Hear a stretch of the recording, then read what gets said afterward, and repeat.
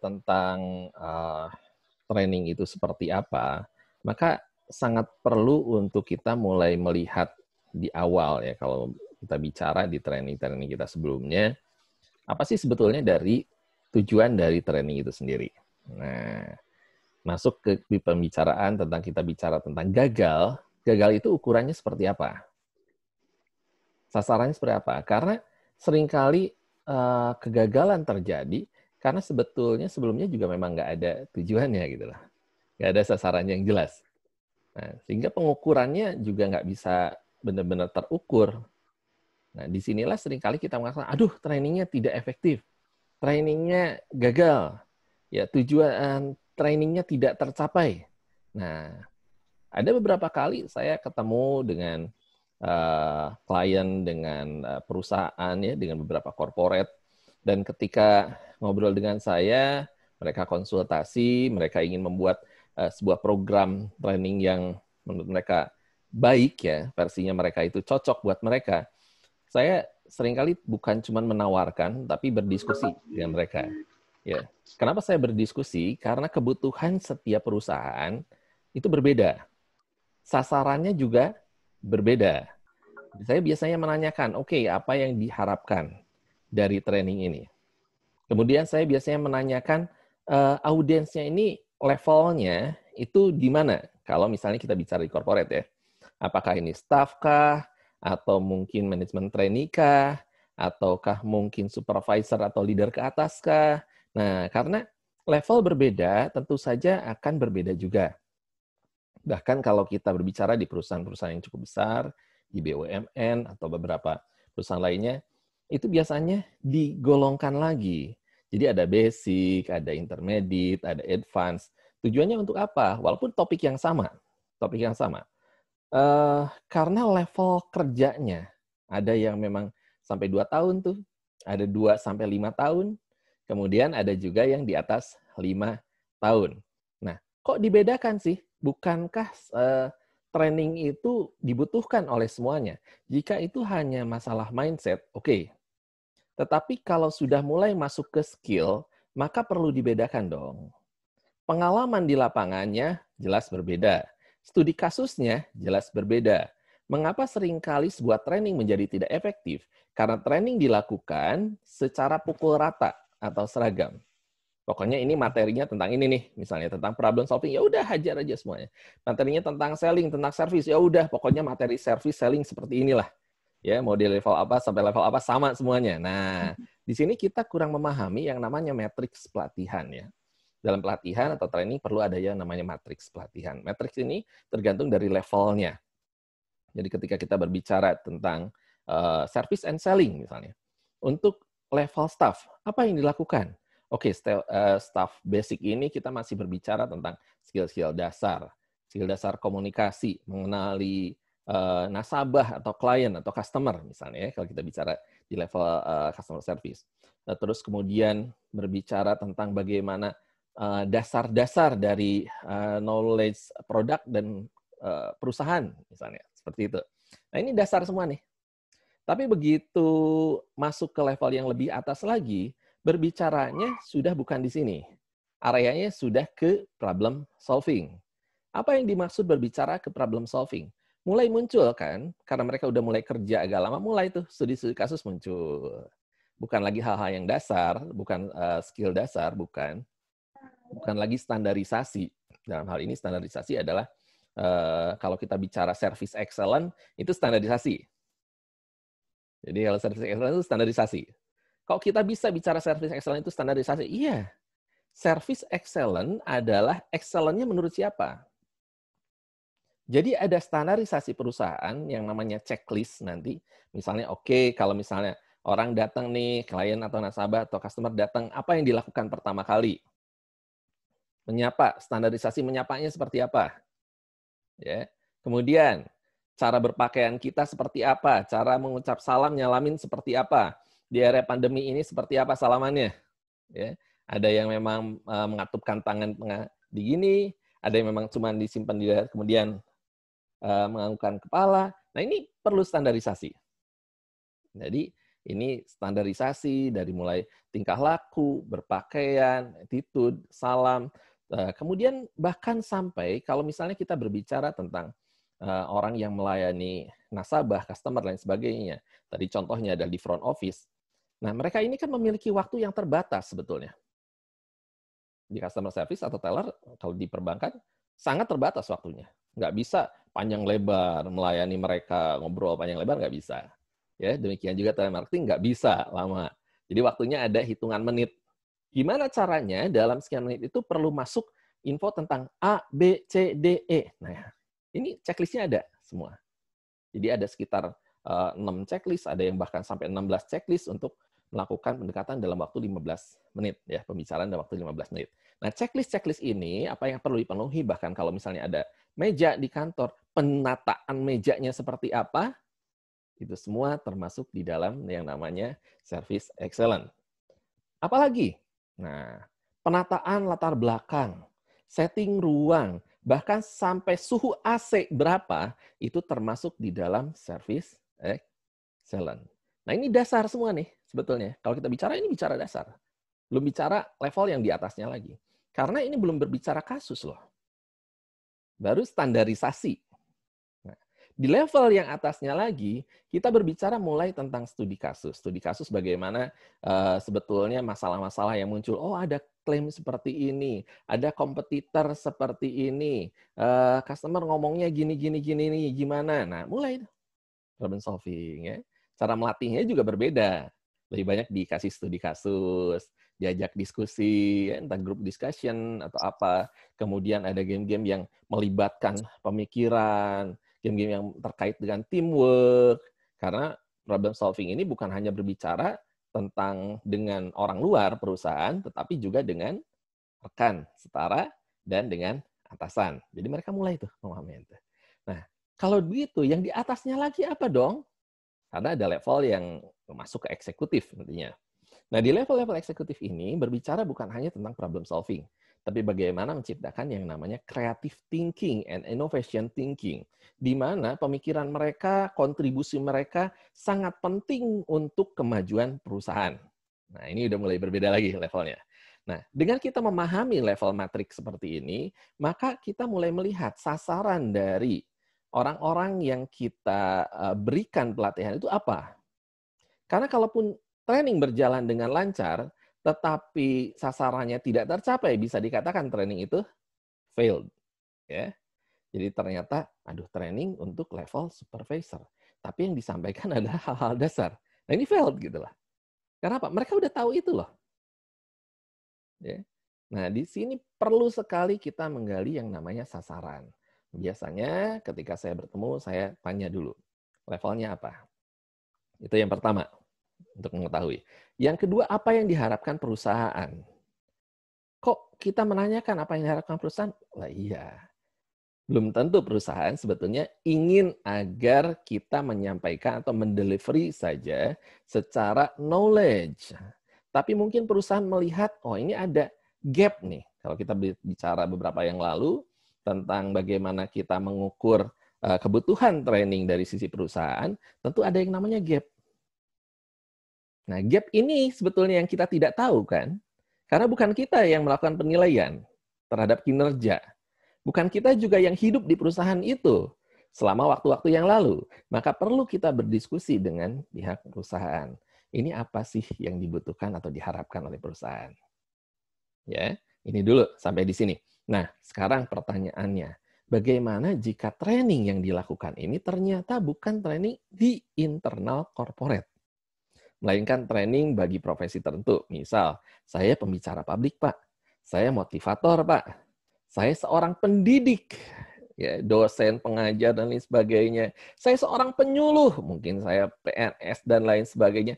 Apa yang perlu saya lakukan di awal agar tujuan atau sasaran dari sebuah training ini bisa benar-benar tercapai? Yang pertama perlu dikenali, seperti yang pernah kita pelajari sebelumnya di sesi sebelumnya. Bagaimana sangat penting kita mengenali audiens kita. Ya, jadi sebetulnya kalau kita membuat training nih atau seminar apapun juga semacam itu, maka perlu ditetapkan dulu siapakah yang akan kita undang untuk hadir di situ. Jika kita tidak bisa menetapkan standarnya, contoh misalnya, saya mau buat seminar nih, tentang apa? Tentang bagaimana tetap eksis di masa krisis, misal, contoh ya. Nah, berarti kan untuk umum. Undangannya gimana? Undangannya saya sebar di sosial media, saya sebar di media massa, media cetak, media elektronik. Oke, kalau begitu berarti prediksi yang mungkin hadir dari kalangan mana? Bisa siapapun. Bisa beragam? Bisa beragam. Levelnya? Bisa. Dari mulai, apalagi kata-katanya cuma eksis aja gitu ya. Dari mulai yang personal, sampai kemudian corporate, perusahaan, yang punya usaha, dan lain sebagainya. Wah, itu bisa benar-benar hadir semua. Maka materi yang disampaikan apa dong? Agar bisa tepat sasaran. Nah, ini memang resiko dari kita sebagai seorang yang mempersiapkan. Kalau kita mau main secara umum, berarti range pelatihannya harus panjang nih. Ya, dari A sampai Z kalau perlu gitu. Gimana caranya semua yang hadir ini dapetin sesuatu? Kedalaman mungkin nggak bisa, karena kita nggak bisa mendalami khusus. Tapi gimana caranya ngatur rate ini? Perhatikan ketika menetapkan sebuah judul. Eksis di masa krisis. Nah, lihat dari judulnya saja sudah seperti itu, eksis di masa krisis. Oke, berarti apa yang perlu dibahas kalau begitu? Yang pertama, bukan eksisnya dong. Yang pertama, masa krisisnya. Bahas dulu masa krisisnya. Apa sih yang dimaksud dengan masa krisis? Seperti apa sih sebetulnya masa krisis? Apa pemahaman kita tentang masa krisis? Nah, jadi di awal adalah menyamakan dulu pemahaman. Ini sangat penting. Ya. Walaupun beragam, tapi samakan dulu nih. Agar apa? Agar koridornya, kotaknya itu minimal sama. Jangan ada yang mikir, aduh saya masa krisis. Krisis apa? Krisis keuangan keluarga. Ya, udah lah ya. Nah, terus ada lagi krisis apa? Saya sedang ada krisis hubungan dengan teman saya gitu. Ini beda lagi kasusnya gitu kan. Nah, ini masa krisis yang mana nih yang mau kita bahas? Nah, jadi kita batasi dulu ya ruang lingkup pembicaraan kita. Oke, saat ini masa krisis. Krisis datang tanpa diduga, krisis datang tiba-tiba, krisis datang tidak bisa ditolak oleh siapapun juga. Tidak ada seorang pun bisa menghindari dan semua akan terkena siapapun Anda. Nah, itu dulu ya, paradigmanya sama. Oke, krisis itu sesuatu yang tidak terduga. Krisis itu sesuatu yang datang tiba-tiba. Krisis itu sesuatu yang tidak ditolak dan seringkali tidak diinginkan. Oke. Lalu kemudian kita mulai kontekstualkan. Kontekstualnya apa? Kontekstualnya kita ngomong. Seperti apa yang kita alami saat ini. Nah, ini semakin mengerucut lagi nih. Jadi walaupun tidak diinginkan, bukan yang dulu, bukan tahun 98, 2008, dan lain sebagainya, tetapi yang saat ini sedang kita alami. Nah, jadi pembicaraan tuh walaupun banyak nih audiens beragam, dia mulai ngelihat, oh ini bicarain yang kondisi saat ini. Oke, menurut Bapak Ibu, apa saja yang bisa kita alami di kondisi seperti ini? Perubahan apa? Kondisi apa yang tidak seperti biasa yang terjadi di zaman sekarang ini? Mulai tuh, tayangkan, jebret. Kita udah nyiapin dong. Ya, di slide-nya atau di mana munculkan. Pertama, apa? Gaya hidup. Kedua, ya, hubungan. Ketiga, apa misalnya? Cara mengerjakan sesuatu. Keempat, profesi mulai terpengaruh. Apa saja yang mulai terpengaruh? Kita tata semua. Nah, dengan cara ini semua orang akan melihat. Kenapa perlu ditayangkan tadi? Poin-poinnya. Karena setelah kita menyamakan kondisi dan persepsi, bahwa ini adalah masanya yang maksud adalah sekarang.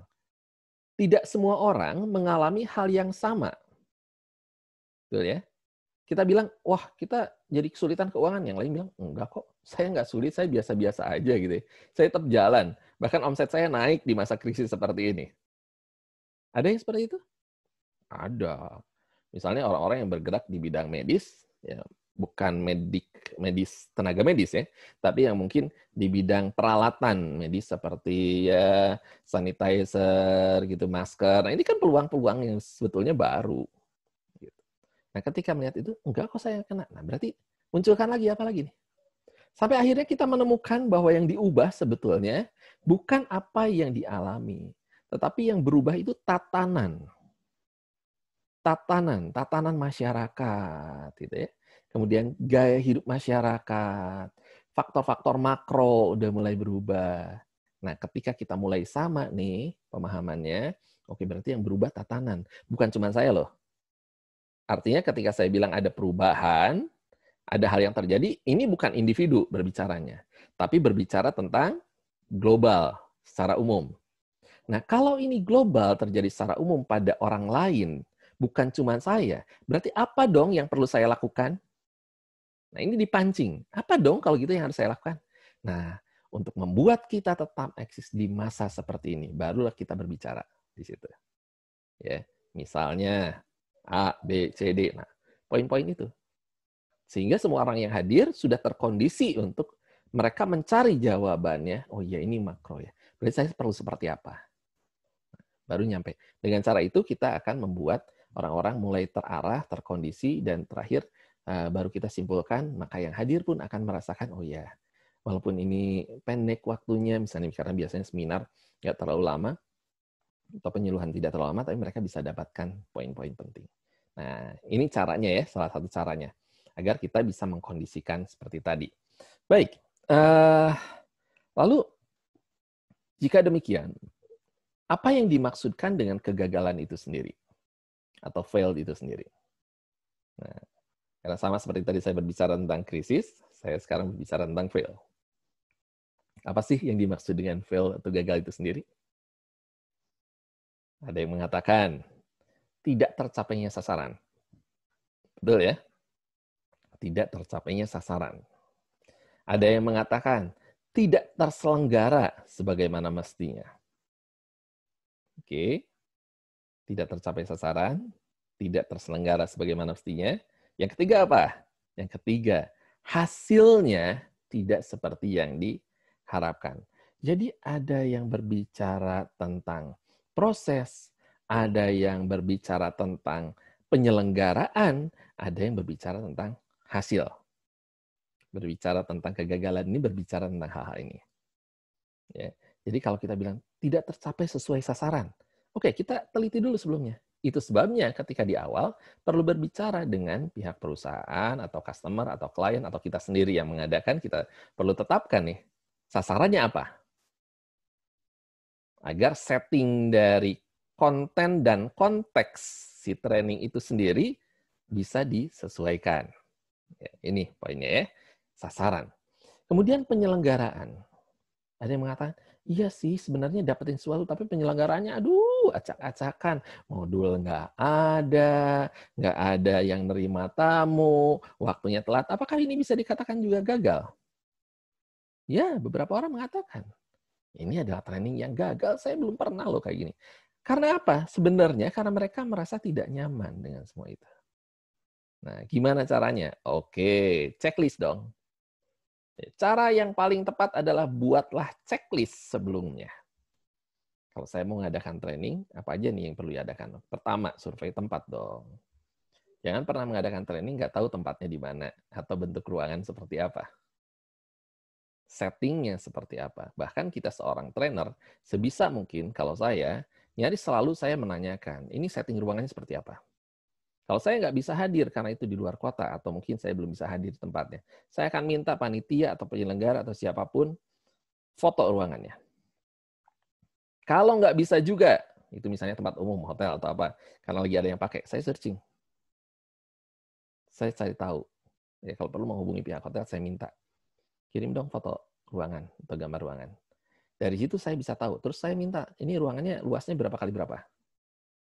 Penempatan posisi kursinya seperti apa? Penting, penting, sangat penting, sangat penting. Pertama, untuk membuat kita memiliki gambaran dulu di dalam pikiran kita. Oh, nanti ruangannya seperti ini. Sehingga saya nggak terlalu shock gitu. Beberapa orang tuh menjadi shock ketika training, kepikirnya di ruangan kecil, begitu masuk, wah ruangannya gede gitu kan.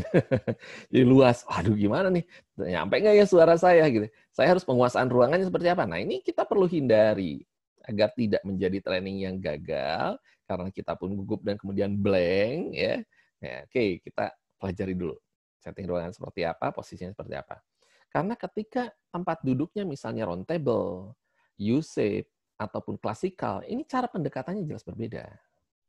Ya. Ketika klasikal ngederet semua, dan saya berdiri di panggung, di atas panggung, penguasaan panggung saya, space-nya, adalah dari ujung panggung ke ujung panggung sini.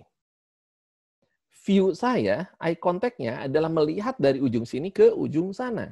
Tapi kalau kedalamannya jauh sampai ke belakang misalnya, kalau saya pernah isi juga sampai ribuan orang, itu yang kita nggak bisa cuma nyapa dan lihat yang di depan. Yang di belakang ini perlu tersapa juga. Kita nggak bisa kayak konser ya. Yang di belakang, mana suaranya? Kan nggak bisa gitu ya.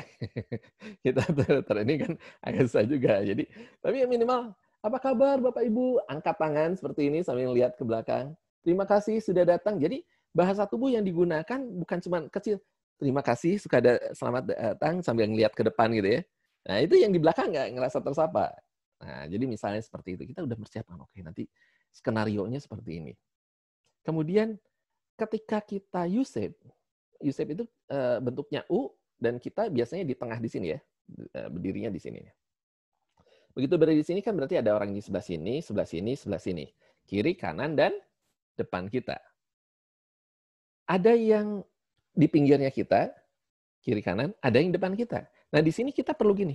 Nah, badan kita ikut bergerak. Kalau di panggung tadi kita kepala saja gitu dari ujung ke ujung kalau lagi nyapa.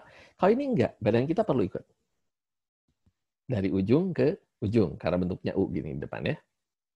Nah, kalau kita round table seperti apa? Round table tetap di depan ya, tapi kita bergerak melangkah ke kanan, ke kiri. Ada kalanya kita harus maju ke depan ke sela-sela tempat duduk. Maka gunakan mic wireless. Ya, kalau enggak clip on agar memudahkan pergerakan kita. Nah, ini adalah gambaran-gambaran di mana ketika awal kita sudah paham dulu ruangannya seperti apa. Posisi duduknya seperti apa. Jadi kita bisa mendesain pelaksanaan training seperti apa juga.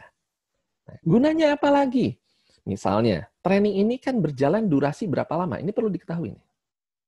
Durasinya 1 jam, 3 jam, setengah hari ya, atau 1 hari penuh. Loh, kenapa harus diketahui, Pak? Ya, perhatikan, kalau 1 jam, habis-habisan aja. Motivasi, semangat. Ya cukup, orang semangat dapetin sesuatu, udah oke. Ya. Tapi kalau 3 jam, ini udah mulai masuk harus ke konten. Pembahasan udah masuk. Nggak cukup cuman poin-poin, nggak bisa. Ya. Tapi kalau 1 jam, pembahasan mendalam, aduh nggak kekejar. Orang akhirnya kepotong tengah-tengah, semangatnya nggak dapat, spiritnya nggak dapat, poinnya nggak dapat, pembahasan juga nggak dapat semua, jadi repot. Nah ini yang seringkali menyebabkan orang berkata, aduh trainingnya nggak oke deh, saya nggak dapetin sesuatu. Kenapa? Karena nggak maksimal. Jadi setting waktu itu menjadi sangat penting. 1 jam kah? Half day kah? One day kah?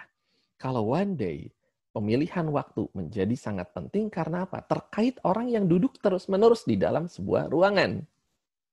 Kebayang ya, kita sebagai peserta sendiri, kadang-kadang kalau duduk gitu ya, 4 jam, makanya ada break kan. Nah, kemudian sore juga ada break lagi, ada makan siang.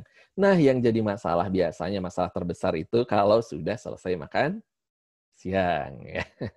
Udah jamnya paling siang tuh, kenyang juga gitu, angin sepoi-sepoi, materi biasanya udah tidak terlalu lagi semenarik di muka. Di depan kita masih penasaran, pengen dengerin apa yang mau dibahas.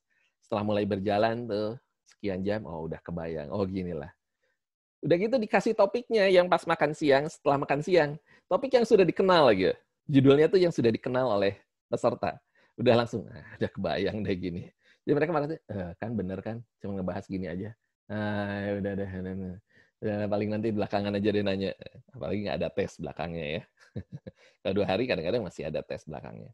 Kalau 1 hari, belum tentu, tergantung dari permintaan perusahaan.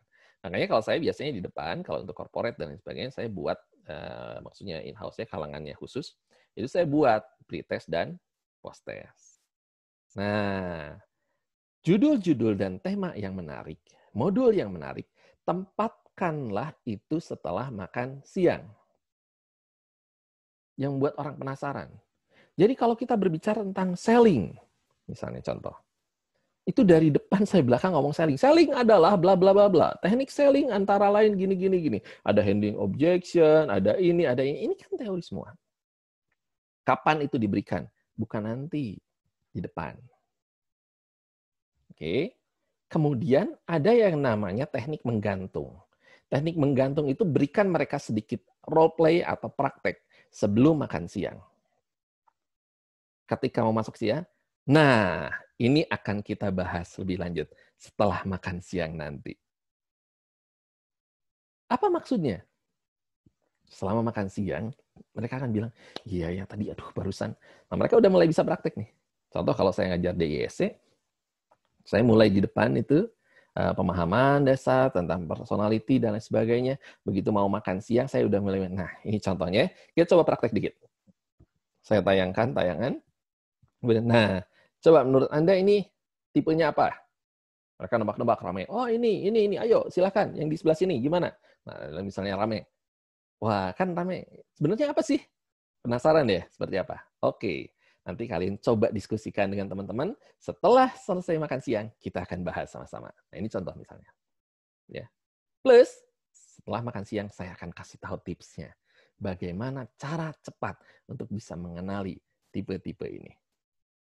Nah, ini mereka akan nantikan nih. Nah, setelah sesi makan siang, apa yang dilakukan? Setelah selesai makan siang, kita, oke, yang tadi gimana nih? Nah, orang kan sering kali gitu. Langsung, tadi gimana? Mau tahu jawabannya? Enggak, jangan. Jangan langsung seperti itu. Kita menggunakan metode loop. Loop artinya, di depan dan di belakang. Biarkan di tengah-tengah itu mulai yang lain dulu. Jadi gimana caranya? Di tengah-tengah biarkan saja. Jangan dibahas dulu yang itu. Kita bahas dulu. Baik. Sekarang saya akan menjelaskan tentang tipe-tipe ini. Nih, D, I, S, dan C. Nah, menurut teman-teman, D itu seperti apa? Blank mereka biasanya ngomong. Oke, kita lihat ya. Gambar orang misalnya. Menurut teman-teman, tokoh ini apa? Kalau ngomong gimana caranya dia? Apakah semangat? Oh iya dia Pak, begini-gini. Ah, good. Kira-kira menurut Anda, orang-orang yang tipenya pemimpin, tipenya apa ya? Nah, gitu ya. Itu mulai, oh, deh Pak. Nah, kalau orang yang heboh, rame, selebritis, biasanya tipenya apa? Misalnya, Iba. Nah, oke. Dari situ kita bisa langsung tahu ya, kira-kira tipe-tipenya apa. Kalau yang orang yang pendiam, gitu, cool, gitu, itu tipenya mah S, Pak, S. Nah, kalau orang yang misalnya kritis, banyak ngomongnya, berdebat, senang apa data dan detail apa, C, Pak. Misalnya. Nah, ini kan mereka pasti udah punya gambaran-gambaran kayak gini. Oke, good. Nah, tapi sekarang, selain dari tipe-tipe itu, selain yang bisa dikenali, kalau orangnya, mungkin nggak orangnya pendiam, tapi ternyata C. Mungkin nggak orangnya heboh, rame. Ternyata sehari-harinya dia tidak seperti itu. Contohnya siapa? Sule, misalnya. Sule itu heboh banget kalau di acara. Tapi kalau sehari-hari pendiam. Pelawak Aming, misalnya. Sama juga. Dia detail sekali. Orangnya justru C. Gitu. Misal ya, contohnya seperti itu. Kita berikan contoh-contoh. Ya. Nah, dari itu kita mulai bisa ngeliat, oh gitu ya. Jadi mengajar mereka dari berbicara tentang dari yang mereka ketahui ke pengetahuan yang baru. Mereka ngerasa udah tahu, tapi begitu ditunjukkan lagi, oh gitu. Ternyata ada yang lainnya lagi nih. Ternyata ada yang lebih lagi. Nah itu akan mendorong mereka tadinya ngantuk, melek gitu. Jadi gimana Pak sebetulnya? Yang sebetulnya seperti apa? Nah oke. Kita sekarang praktek ya. Praktek langsung.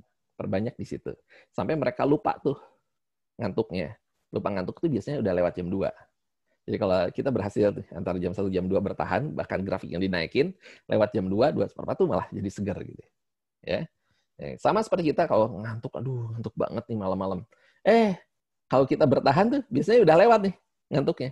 Mau nonton bola misalnya jam 2, aduh nunggunya ngantuk gitu ya. Tapi begitu mulai masuk nih jam 2, mulai apa? Ngantuk, lewat. Nah, jadi ini fase-fase seperti itu. Karena apa? Kalau kita tidak mampu menguasai audiens pun, seringkali itu disebut orang sebagai yang namanya kegagalan. Gagal di mana? Di dalam pelaksanaannya. Nah, ini kegagalan tipe yang kedua. Kegagalan yang ketiga adalah kegagalan dari sisi hasil. Kemarin kita berbicara tentang return of investment atau return of training investment. Disebut sebagai ROTI ya singkatannya. Nah, di sini kita bisa melihat ada 4 level evaluasi. Bahkan 5 kemarin saya sampaikan dengan bagaimana menghitung ROI-nya. Ya. Nah, kalau tidak tercapai nih, jadi hal yang diinvestasikan perusahaan jauh lebih besar dari yang dihasilkan, setelah seseorang mengikuti training, maka bisa disebut juga kegagalan secara hasil. Kalau ngomong secara angka. Tapi kalau ngomong secara, aduh, saya harapannya sih si tim ini setelah training jadi kompak karena temanya tentang teamwork misalnya. Setelah ikut training, 3 bulan kemudian, wah malah ribut, gontok-gontokan, ya, nggak kompak, konflik, dan sebagainya. Berarti bisa dikatakan tercapai atau tidak? Tidak. Maka dikatakan juga seringkali ini sebagai gagal secara hasil. Jadi, ada 3 hal yang tadi. Yang pertama adalah sasaran, kedua adalah pelaksanaan, yang ketiga secara hasilnya. Nah, ini adalah gambaran tentang bagaimana kita mengulas sebuah judul dari training. Karena kalau kita salah menetapkan judul sebuah training, maka orang bisa mengatakan, itu judulnya aja diheboh-hebohin. Judulnya tersebut tapi isinya beda. Nah, ini juga gagal gitu lah. Bahkan ini parah lagi, gagal secara image. Kalau image-nya udah gagal, kita bikin training apapun, nah itu pasti nggak sesuai. Ya. Ekspektasinya tidak sesuai. Jadi perlu dulu. Nah, inilah sebabnya saya ngebahas di awal, apa sih yang kita maksud dengan yang namanya gagal. Ya. Baru kemudian kita akan masuk ke bagian selanjutnya tentang mengapanya. Nah, ini yang akan kita bahas lebih lanjut. Baik, kita akan lihat beberapa hal.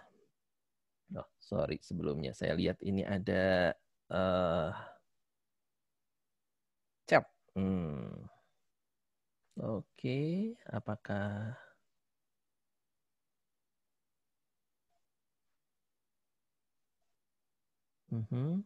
Oh, enggak. Silakan jika nanti ada pertanyaan di tengah-tengah ya, Bapak Ibu ya. Jadi kalau misalnya saya sedang menjelaskan atau apa, ada pertanyaan langsung aja di chat agar nanti saya bisa langsung jawab ya. Jadi nggak usah nunggu sampai beres dulu. Baik, saya akan masuk ke sini. Bagaimana kita akan melihat mengapa training ini bisa dikatakan gagal. Oke, sebentar.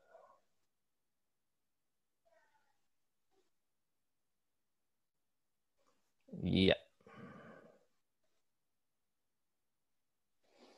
Nah, di manakah sebetulnya posisi training di dalam perusahaan? Kalau kita lihat ini, kalau ngomong hasil itu adalah strategi bisnis ke hasil bisnis. Di tengahnya itu ada rekrutmen, training development, performance management, reward management, career management. Nah, kita langsung bisa lihat bahwa di situ ada yang namanya training and development. Ya. Kapan dilakukan? Ada 2. Pre-kontrak dan post-kontrak. Ya. Jadi itu yang dilakukan. Itu kita bahas di sesi yang lain tentunya. Nah, dari sini kan posisinya sebetulnya arahnya.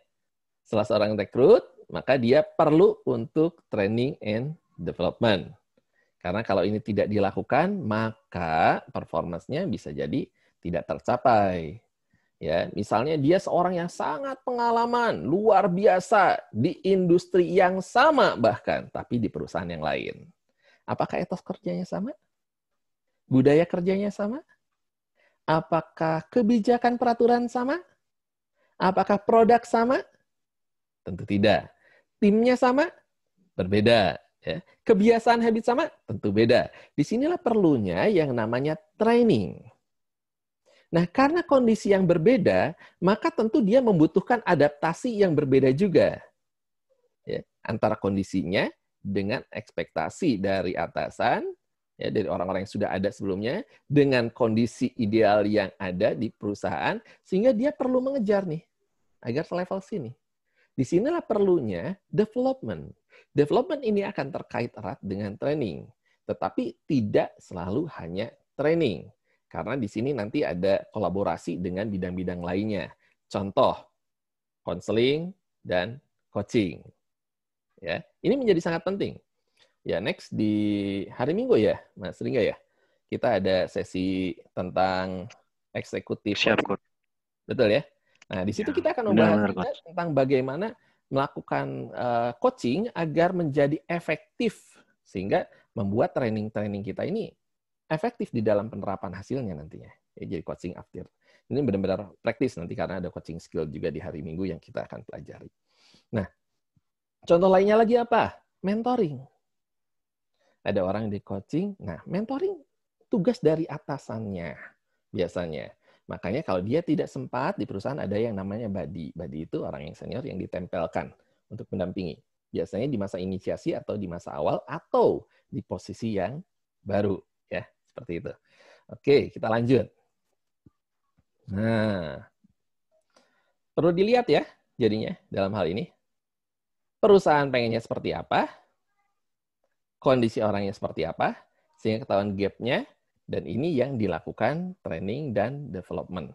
Andai kita tidak memahami ini, itulah sebabnya kita tidak bisa mengecek apakah training kita ini tepat sasaran atau tidak. Apakah gagal atau berhasil. Karena apa? Ukurannya sendiri nggak ada. Ukurannya sendiri nggak ada. Pencapaiannya seberapa sih? Saya contohkan, biar gampang. Ketika seseorang ikut sebuah training, saya biasa berikan yang namanya pretest. Oke, nilai pretest sebenarnya bukan untuk saya menilai orang ini bagus atau tidak, tapi untuk mengetahui kadar pemahaman mereka. Ya, dari hasil itu saya lihat ada yang nilai 40, 60, berapa. Nggak ada masalah dengan itu. After training, saya akan berikan yang namanya post-test. Di post-test itu akan muncul tuh nilainya lagi.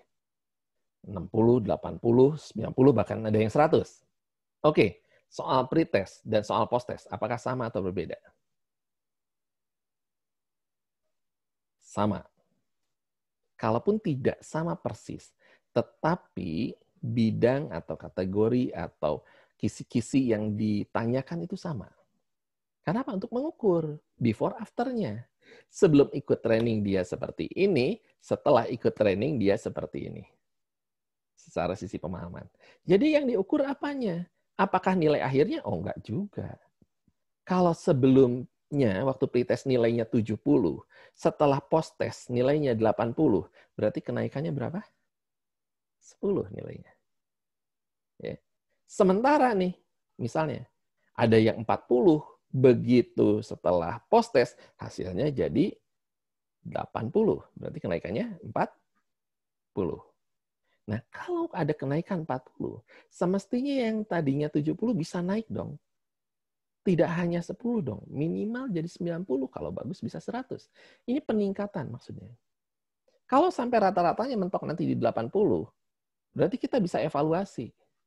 Sebetulnya materi yang kita sampaikan hanya sampai di level 80. Kalau begitu ada dua kemungkinan. Pertama, materi tidak terdelivery sempurna. Yang kedua adalah soal yang diberikan, baik di pretest atau post-test, ya, ada yang tidak mewakili materi atau tidak diajarkan di materi. Nah, ini sebagai evaluasi. Ya. Jadi evaluasi ini bukan hanya untuk siswa, tapi kita sendiri bisa mengevaluasi. Karena dari sini akan terlihat ini gagal atau tercapai. Ya. Standar kita tercapai itu berapa persen? Rata-rata berapa orang yang mengalami progres? Jadi progresnya yang dihitung ya. Progresnya berapa persen? Nah ini ya untuk mengukur tadi dari training and development-nya seperti apa. Iya, kita akan lihat selanjutnya ini contohnya. Ya, kemarin sempat kita bahas selintas juga tentang hal ini, tentang level kompetensi ya. Jadi misalnya seorang manajer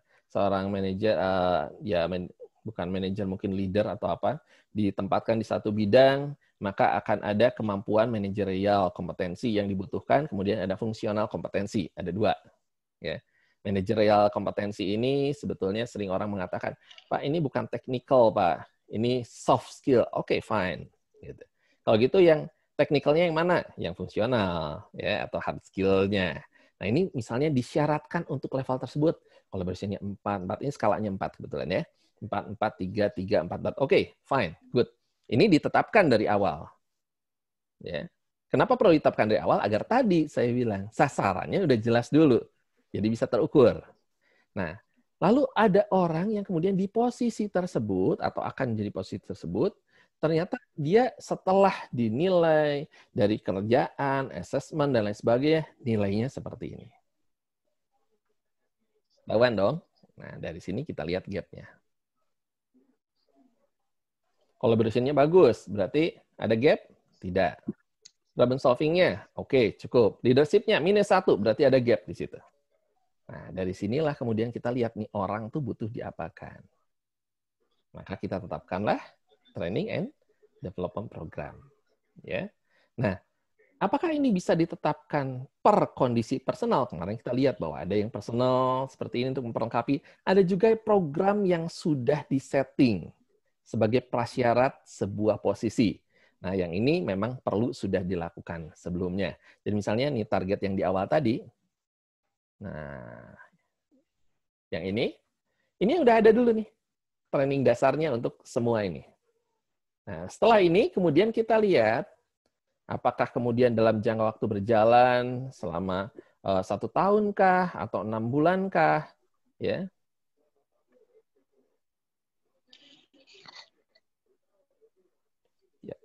Ini bergerak atau tidak, kemudian kita bisa lihat hasil assessment atau penilaian, performance appraisal-nya juga bisa dilihat. Nah, ada gap. Kalau ada gap ini, apakah ini pasti harus butuh training? Belum tentu. Ya, bisa saja yang bersangkutan bukan butuh training, melainkan dia butuhnya konseling atau coaching.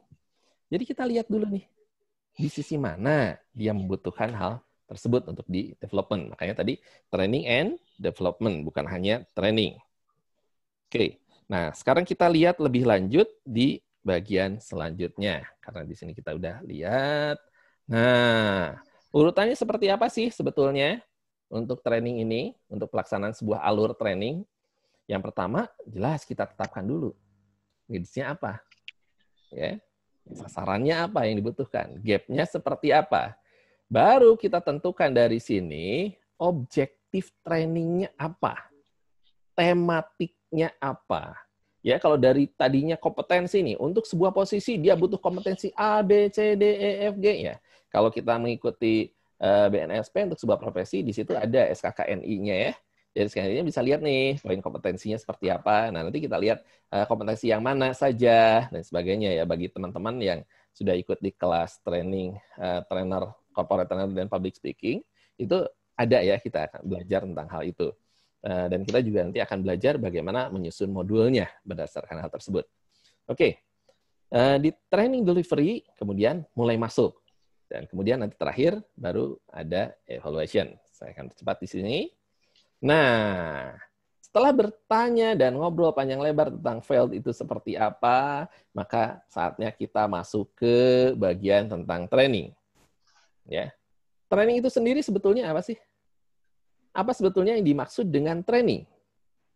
Ya, yang dimaksud dengan training, kalau kita lihat pemahaman pengertiannya di sini adalah proses melatih. Dah, titik. Itu dulu deh. Proses melatih. Baik menyangkut kegiatan ataupun pekerjaan. Jadi apakah selalu di corporate? Tidak. Bisa di sekolah, bisa di institusi pendidikan, bisa di masyarakat. Yang jelas, itu melatih. Baik terkait pekerjaan ataupun untuk agar bisa mencapai kegiatan tertentu. Oke. Apalagi training mempersiapkan peserta latihan untuk, saya tebalin di situ, mengambil jalur tindakan tertentu. Jadi yang diharapkan dari sebuah training setelah seseorang mengikuti training adalah adanya tindakan tertentu. Ya. Tindakan tertentu. Jadi ada perilaku yang mulai berubah. Selain dari perilaku, apalagi? Ya, membantu peserta memperbaiki prestasi. Jadi ada perilakunya, ya, ada kompetensi dan pencapaian. Nah, ini tujuan dari sebuah training. Jadi kalau kita bilang, wah training gagal, melihatnya dari mana? Perilaku tidak berubah. Kalau dari hasil tadi ya. Kemudian tidak tercapainya prestasi yang meningkat. Nah, kalau kemudian dia meningkat prestasinya, tapi belum mencapai yang kita harapkan, apakah itu gagal? Konsepnya apa dulu tadi yang saya bilang gagal? Tidak tercapainya sasaran, atau kita melihat ini potensinya bisa sih, cuman butuh waktu. Nah, mungkin kita menetapkan targetnya yang terlalu pendek. Kalau kasih waktu lebih panjang, bisa. Maka kalau dalam 1 kuartal, 1 Q tidak tercapai, tapi ada progres, maka berikan waktu untuk berikutnya. Ya, tapi kalau udah 6 bulan nggak progres sama sekali, ya udahlah itu. Berarti perlu dievaluasi ulang gitu ya, untuk trainingnya itu sendiri. Ya, kita lihat lagi yang berikutnya. Apa sih maksud dari pelatihan? Karena kita nggak paham pelatihan itu apa, training itu apa, kemudian kita mengatakan, oh ini trainingnya gagal. Ntar dulu, training yang mana? Yang seperti apa? Oke, kita lihat. Training atau pelatihan merupakan suatu usaha terencana. Oke, kata kuncinya terencana. Jadi nggak ada yang dadakan gitu ya. Oke, lagi ngumpul-ngumpul, ngobrol, meeting. Oke, saya lihat kita butuh training. Kita mulai ya sekarang. Nah, yang kayak gini nih agak bahaya-bahaya gitu. Ngeri-ngeri sedap gitu ya. Orang nggak siap gitu, tidak terkondisi pikiran dan hatinya untuk benar-benar bisa belajar sesuatu, tiba-tiba main hajar aja seperti itu ya. Waktunya juga mungkin mereka udah, oh saya pikir ini cuma meeting aja, kok tiba-tiba jadi training. Nah, ini perlu disetting nih waktunya. Kalaupun memang mau diselipkan secara pendek, oke. Tapi atur waktunya. Jadi sebisa mungkin tidak terlalu lebih dari jadwal meeting. Saya sering melakukan di beberapa perusahaan karena akan sulit untuk itu. Jadi ketika saya menjadi konsultan, nempel di perusahaan tersebut, ya, membantu mereka untuk program dan lain sebagainya, biasanya saya tambahkan di waktu meeting. Jadi kalau meeting misalnya 1 jam, 1,5 jam, saya tambahkan training singkat 1 jam atau 1,5 jam setelah itu. Tapi rutin, setiap minggu. Ya. Jadi, quote-nya apa nih minggu ini? Nah, insight-nya apa nih minggu ini? Apa nih dasar tindakan kita minggu ini? Lakuin. Kemudian di setting minggu depan. Kita breakdown lagi. Nah, terus seperti itu ya. Oke. Nah, terencana untuk meningkatkan mengenai apa? Pengetahuan, keahlian, dan perilaku. Kalau kita berbicara di sini berarti ngomong soal knowledge, skill, dan attitude. Ya. Jadi sebuah training sebisa mungkin mengemas ketiga hal ini. Bukan cuma transfer knowledge. Jadi sampai seorang memutuskan, oh ternyata gini ya yang dimaksud. Oh ternyata kalau tentang produk misalnya, oh ternyata produk kita punya keunggulannya seperti ini ya. Nah, trainer yang baik bukan cuma sampai di situ. Dia berbicara, oke, lalu setelah Anda tahu ini, apa yang akan Anda lakukan? Bagaimana cara menggunakan ini? Product knowledge ini. Ya, tadi pagi saya baru saja meeting seperti ini dengan sebuah perusahaan direct selling, ya ada sekitar 20 orang dari para leader yang hadir, dan mereka sebelum saya berbicara tentang product knowledge. Lalu, apa yang saya sampaikan? Saya bilang gini, Anda punya senjata, ada sekian produk, misalnya itu anggaplah senjatanya itu pisau, misalnya pistol, senapan, terus bahkan basoka. Pertanyaan saya, bagaimana cara Anda menggunakannya? Kalau itu tidak jadi untuk menghasilkan sesuatu, berarti training ini tidak memberi dampak, ya, tidak membuat kita ahli, hanya sekedar knowledge saja. Ya, makanya tidak akan berdampak dong bagi perusahaan atau kontribusi lain. Ya, ini seringkali menyebabkan seakan-akan training tersebut gagal. Ya, padahal kontennya yang kurang tepat. Penyusunan materi dan modul dari training itunya yang kurang mengakomodir sasaran. Jadi penyusunan training, modul, dan sebagainya pun perlu diperhatikan. Nggak cukup cuman kita training itu ngomong aja, mendelivery. Nggak cukup kita cuma menjelaskan slide by slide. Tapi bagaimana menyampaikannya, itu menjadi sangat penting. Oke, Gomes mengatakan bahwa training adalah setiap usaha untuk memperbaiki performansi pekerja pada suatu waktu pekerjaan tertentu yang sedang menjadi tanggung jawabnya, atau pekerjaan lain yang ada kaitannya yang sedang dipersiapkan misalnya. Jadi ada periode tertentu. Kalau kita bicara tadi soal apa yang diubahnya, harus ada konten yang terkait apa 3 hal tadi, harus terstruktur juga, dan training mengubah perilaku, ya. Kemudian, maka training pun ada batasan atau ukuran waktu yang diukur. Jadi nggak bisa dibilang, ya dia kan sebelumnya bidangnya ini. Ntar dulu. Ya dia saat ini lagi bertanggung jawab atas apa. Anda memperlengkapinya untuk saat ini atau untuk yang akan datang. Ini jelas nih sasarannya. Oke. Jadi jelas ya waktunya, periodenya. Makanya Sebuah training dievaluasi dalam jangka waktu tertentu selama dia terkait bidang tersebut. Ketika dia dimutasi ke bagian lain, maka trainingnya berubah nih ukurannya. Contoh misalnya, tadinya dia di bagian produksi, ya, pindah ke bagian pembelian. Setelah ikut di produksi, tiba-tiba dimutasi nih ke bagian pembelian. Berarti kemampuan yang perlu dimiliki sekarang di bagian mana? Nah, bukan produksi lagi dong. Berarti bagian pembelian. Jadi yang diukurnya adalah mulai dari titik ini. Ya. Oke, kita akan lanjutkan. Sebelum nanti saya silahkan kalau ada yang sambil ini ditanyakan ya. Nah, jadi jika demikian, unsur-unsur apa saja yang perlu ada dalam sebuah training dan sebetulnya menjadi faktor ukuran apakah sebuah training itu berhasil ataukah sebuah training itu gagal. Ya. Oke. Ada pertanyaan nih.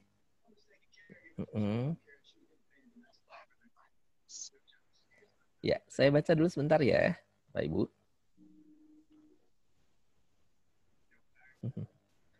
Oke, coach training untuk karyawan usia 40-50 bagaimana? Nah, nanti ya. Ini di delivery nih, asik. Saya akan sampaikan. Kemudian training soft skills, perikanan kerja mas sebagai tenaga yang masih muda. Oke, munculnya reaksi positif. Ya, tadi ya, masalah konten. Ya, good. Nanti saya akan bahas juga hal ini. Menarik ya? Ada satu lagi coach yang terlewat. Dari Ibu Eni, saya bantu bacakan ya, Coach. Boleh. Untuk karyawan yang kerja di toko alat musik, training apa saja yang cocok ya, Coach? Soalnya owner ini takut kalau diberikan training alat musik, nanti malah habis training mereka resign. Iya. Ini pertanyaan dari... Iya. Menarik ya pertanyaannya. Ayo, sama-sama. Jadi ini kejadian yang mirip ya. Saya nggak ceritain yang sama, tapi mirip deh kasusnya. Satu kali saya ketemu dengan owner dari sebuah perusahaan. Perusahaan ini kebetulan bidangnya pendidikan ya, franchise gitu. Dia membuat franchise pendidikan udah banyak lah, puluhan di Indonesia, kali saya sebut namanya pasti tahu. Kemudian dia bilang, Gus, ini saya butuh agar gini. Para coach di perusahaan saya, ini butuh di training. Nah, mereka coachnya banyak. Hebat, luar biasa. Nah, kemudian, trainingnya maksudnya gimana, Bu? Sasarannya gimana? Iya, coach, butuh bla bla bla. Oke, ceritanya dia. Tapi dia memberikan catatan setelah itu. Tolong ya, coach ya. Kalau nanti menyinggung masalah entrepreneurship, lebih baik jangan. Loh, saya bilang, kok jangan menyentuh tentang entrepreneur. Bukankah seharusnya kalau perusahaan kita ingin maju, kita mengajarkan tim kita masalah entrepreneur? Pemahaman entrepreneur seperti itu sendiri apa sih sebetulnya? Mindset kah? Mentalitas kah? Sikap kah? Atau merintis sebuah usaha?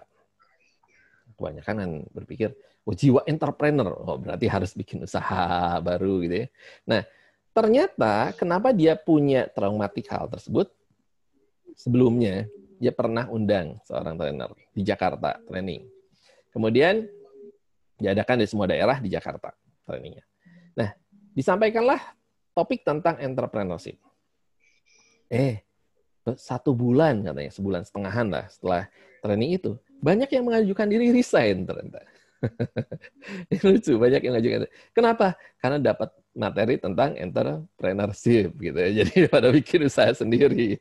Ya, sebetulnya kan entrepreneurship adalah jiwa ya. Bagaimana jiwa kita memahami mentalitas di dalam pekerjaan. Saya sering bilang bahwa di pekerjaan itu ada 3 mentalitas yang bisa terjadi. Yang pertama adalah mentalitas seorang pekerja atau mindset seorang pekerja. Seorang pekerja ini senang pekerjaan yang rutin, yang selalu sama, jam kerjanya jam sekian, kalau lebih sedikit pasti mulai komplain, minta lembur, dan lain sebagainya ya. Kalau dikasih kerjaan lebih dari yang jobnya semestinya, itu juga biasanya komplain ya. Gitu. Jadi senang sesuatu yang ya biasa-biasa aja, tidak mengejar sesuatu yang lebih lagi. Ini adalah mental seorang pekerja. Tetapi ada lagi yang mentalnya seorang pedagang. Kerja tapi mentalnya pedagang ya. Dia hitung-hitungan untung ruginya gitu ya. Untuk waktu yang jangka pendek. Seorang pedagang itu ngitungnya jangka pendek, oh gimana caranya saya cuan, gimana caranya saya untung, gimana saya dapat sesuatu. Jadi senang tuh dia kalau ada proyek apa, weh saya dapat ini. Ya. Kalau saya ini dapat komisi enggak, dapat ini. Hitung-hitung aja gitu. Gimana caranya dia dapat dan mendapatkan keuntungan, bahkan posisi untuk jangka waktu yang pendek ya. Cara kerjanya dihitung, kalau diminta lebih ngitung juga dong. Nah, tapi ada seorang yang punya mental pebisnis, entrepreneur. Dia adalah seorang yang berpikir bahwa yang dia kerjakan saat ini adalah investasi. Jadi saya sedikit cerita, saya punya teman adik kelas sebetulnya ketika SMA. Dia orangnya, aduh hidupnya susah lah ya, bisa dibilang lebih susah dari saya, dari banyak orang lainnya. Tapi dia punya pikiran dan visi yang bagus. Akhirnya ketika dia bekerja, seperti biasa anak baru yang diajak bekerja itu dikerjain ya oleh seniornya ya. Disuruh lah kerjaan, semua kerjaan ditumpukin ke dia. Seniornya nanti yang dapat penghargaan biasanya gitu. Nah, tapi teman saya ini bagus. Dia nggak berpikir bahwa ini agar saya dikerjain atau apa. Dia kerjakan semuanya dengan segenap hati ya, dengan segenap tenaga. Kadang-kadang lembur apa dia nggak itu. Diminta oleh bagian ini bantuin, diminta oleh bagian ini. Akhirnya dia punya banyak sekali keilmuan. Dan karena ini bidang IT ya, karena dia punya banyak sekali keilmuan, ketika kemudian Google membuat campaign dan lain sebagainya, dia ikut dan akhirnya dia, itu dunia ya, seluruh dunia. Jadi dia coba, perusahaannya nggak ada yang berani ngambil, akhirnya dia ngambil. Dia ngambil tes dan sebagainya, programnya dia akhirnya digunakan oleh Google. Ya, hari ini kerjaannya nyantai ya. Kadang-kadang dulu sempat di New Zealand, terus meeting di Eropa dan sebagainya, kemarin di Berlin untuk Microsoft 10 dan sebagainya. Sekarang kerjanya cuma pakai laptop aja di mana-mana gitu ya. Kecuali dibutuhkan dia harus datang langsung. Jadi seperti itu. Karena apa? Mau belajar dan mengembangkan diri. Nah, sekarang berarti bagaimana untuk perusahaan agar tadi sih yang dilatih musik itu nggak keluar. Pertama, yang diajarkan bukan bagaimana cara dia memainkan alat musik dengan bagus dong. Ya, tapi bagaimana mengoperasikan alat musik dengan baik.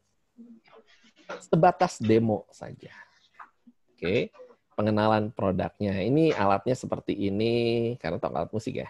Nah, alatnya seperti ini, mengoperasikan ini, kelebihan produk ini seperti ini. Waduh, kalau ibu menggunakan alat musik, jauh lebih nyaman. Ini pedalnya, Bu, lebih nyaman. Bisa ini. Bisa lebih panjang kalau pedalnya diinjak ini dibanding kalau produk sejenis yang kalau diinjak pedalnya. Dan suaranya ini timbrenya lebih tinggi, melengking. Kalau yang produk kami ini lebih soft keluarnya. Misalnya jadi belajar yang kayak gitu, product knowledge-nya. Ya. Kemudian yang kedua, agar mereka loyal dengan perusahaan, ajarkan juga yang namanya company knowledge atau corporate knowledge. Jadi apa sih kelebihan perusahaan atau grup kita atau toko kita dibanding yang lain? Entah servisnya, entah pengalamannya, entah apa. Jadi si orang-orang ini punya kebanggaan akan perusahaan atau lembaga atau organisasi kita juga ya. Dan tentunya di luar itu kita perlu melakukan training-training yang masuk ke sisi soft skill mereka.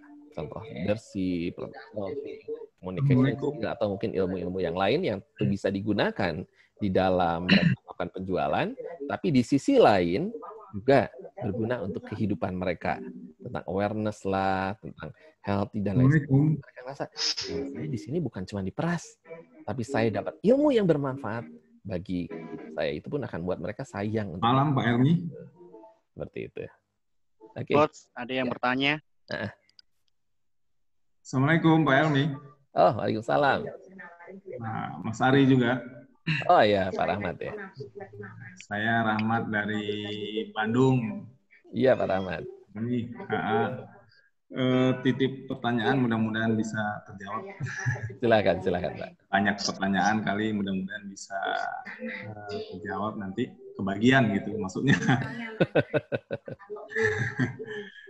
Begini Pak, saya kebetulan punya tanggung jawab di perusahaan yang mana saya punya SPP, tapi SPP kami ini selalu didoktrin sama tim manajemen.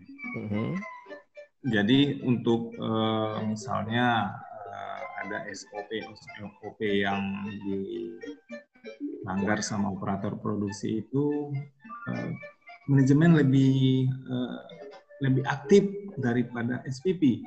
Nah, mungkin ada trik-triknya mungkin yang perlu bisa disampaikan nanti untuk menghandle situasi ini. Dan udah cukup lama juga ya seperti ini.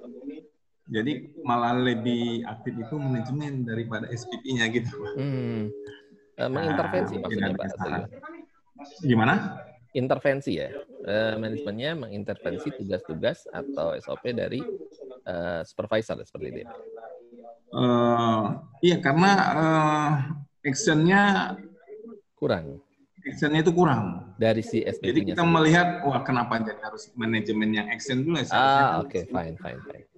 Ya, baik, paham. Actionnya mungkin agak telat gitu, tapi kalau selalu kita ingatkan, oh iya Pak. Kita pingin SPP-nya duluan gitu, jangan manajemen duluan. Biar nggak loncat mungkin bisa dibantu nanti masukannya. Boleh. Terima kasih. Boleh, thank you Pak. Ya, biasanya karena sasaran dari pelatihannya Pak. Sasaran dari pelatihannya mungkin hanya menyangkut, bukan hanya ya, lebih menekankan ke knowledge, ya, prosedural, dan lain sebagainya. Beberapa orang, walaupun mereka dianggap senior atau pindahan dari corporate lain, tetapi secara action ada orang ya. Jadi ini sebenarnya kemarin saya baru bahas nih di kelas Boost Up Business with DISC. Jadi ada orang-orang tipe, dan kebanyakan itu memang tipe S ya, tipe steadiness. Ragu-ragu tuh Pak, kalau mau melakukan sesuatu tuh takut, aduh saya salah nggak nih gitu. Melampaui wewenang saya nggak nih gitu. Kalau saya proaktif atau punya inisiatif dan lain sebagainya. Nah, dalam hal ini mungkin perlu di dalam training itu disampaikan. Misalnya, oke, batasan seperti ini. Contoh-contoh biasa kalian lakukan seperti ini. Tetapi ini loh batasan, nggak boleh seperti ini. Nah, itunya mungkin bisa disampaikan. Itu pertama, Pak. Yang kedua, bisa mengantisipasi dengan di dalam meeting. Di dalam meeting, bisa meeting mingguan atau gimana, itu bisa di-breakdown contoh-contoh kasus dan kemudian bagaimana mengatasinya. Termasuk problem solving dan creative thinking-nya. Bagaimana sih kalau keadaan seperti ini? Inovasi apa yang bisa dilakukan dalam persaingan seperti ini dan sebagainya. Jadi lebih banyak contoh-contoh. Mungkin ada orang yang berniat melakukan, tapi referensinya nggak cukup di dalam pikirannya. Sehingga dia nggak tahu harus seperti apa. Nah, baru kemudian yang ketiga, bisa saja, ini bisa saja. Orang-orang tersebut punya tipikal, ya kalau di DSC-nya, yang kurang tepat dalam penempatan atau placement posisi. Ya, misalnya dia nggak punya tipe D, gitu ya, nggak punya, sehingga untuk memutuskan juga sulit. Nah, yang ini perlu dilatih lagi. Jadi pelatihannya bisa dalam training, atau mungkin perlu kita gali terlebih dahulu dengan coaching, Pak. Jadi perlu digali dulu di coaching. Jadi ini permasalahannya apa sih? Psikologiskah? Permasalahan karena dia nggak ngerti sasaran atau tujuan, ya, itu perlu digali dengan coaching. Yang tadi kalau psikologis dengan konseling, atau memang permasalahannya skill dan knowledge-nya yang kurang, baru masuk ke training kalau skill dan knowledge-nya. Tapi perlu digali dulu. Mungkin seperti itu, Pak. Kalau dari saya. Baik, Pak Helmi, terima kasih atas informasinya. Boleh Pak, nanti kalau memang lebih lanjut, ya lebih detail, nggak kejar di sini, Bapak boleh chat pri saya juga.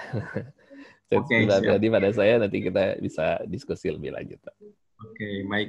Makasih, Pak. Sama-sama, Pak. Sama-sama. Baik. Iya. Ya. Bapak Ibu boleh saya minta bantuannya agar di-unmute dulu. Kecuali kalau yang bertanya, yang sisanya silahkan di-unmute dulu ya. Agar suara-suara yang lain tidak masuk juga. Terima kasih sebelumnya. Ya. Saya akan lanjutkan. Nah, ini unsur-unsur training ini perlu ya, karena begitu kita mengenali ini, kegagalan atau fail itu bisa terjadi di 5 hal ini. Ya. Yang pertama, kita lihat program. Nah, Bagi teman-teman yang HR, ngelihat ini pasti udah tahu ya. Ini adalah gambaran dari balance scorecard-nya perusahaan kita ya. Jadi ada balance scorecard di mana ada 4 aspek di situ.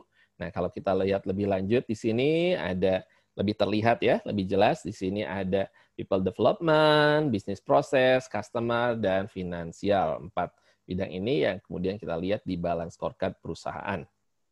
Ya, untuk pelatihan seperti apa? Nah, ini seperti pelatihan training itu terkait di sini. Nah, setelah kita menetapkan tadi, kelihatan di sini strateginya seperti apa, menyangkut people development, bisnis, proses, ya, kemudian customer dan finansial. Nah, maka kita mulai masukkan ke sini. Sehingga kita bisa dari sasaran strategis punya key performance indikatornya atau KPI-nya. Ya. Karena nanti semua yang kita programkan akan dikatakan produktif jika mendorong pencapaian KPI.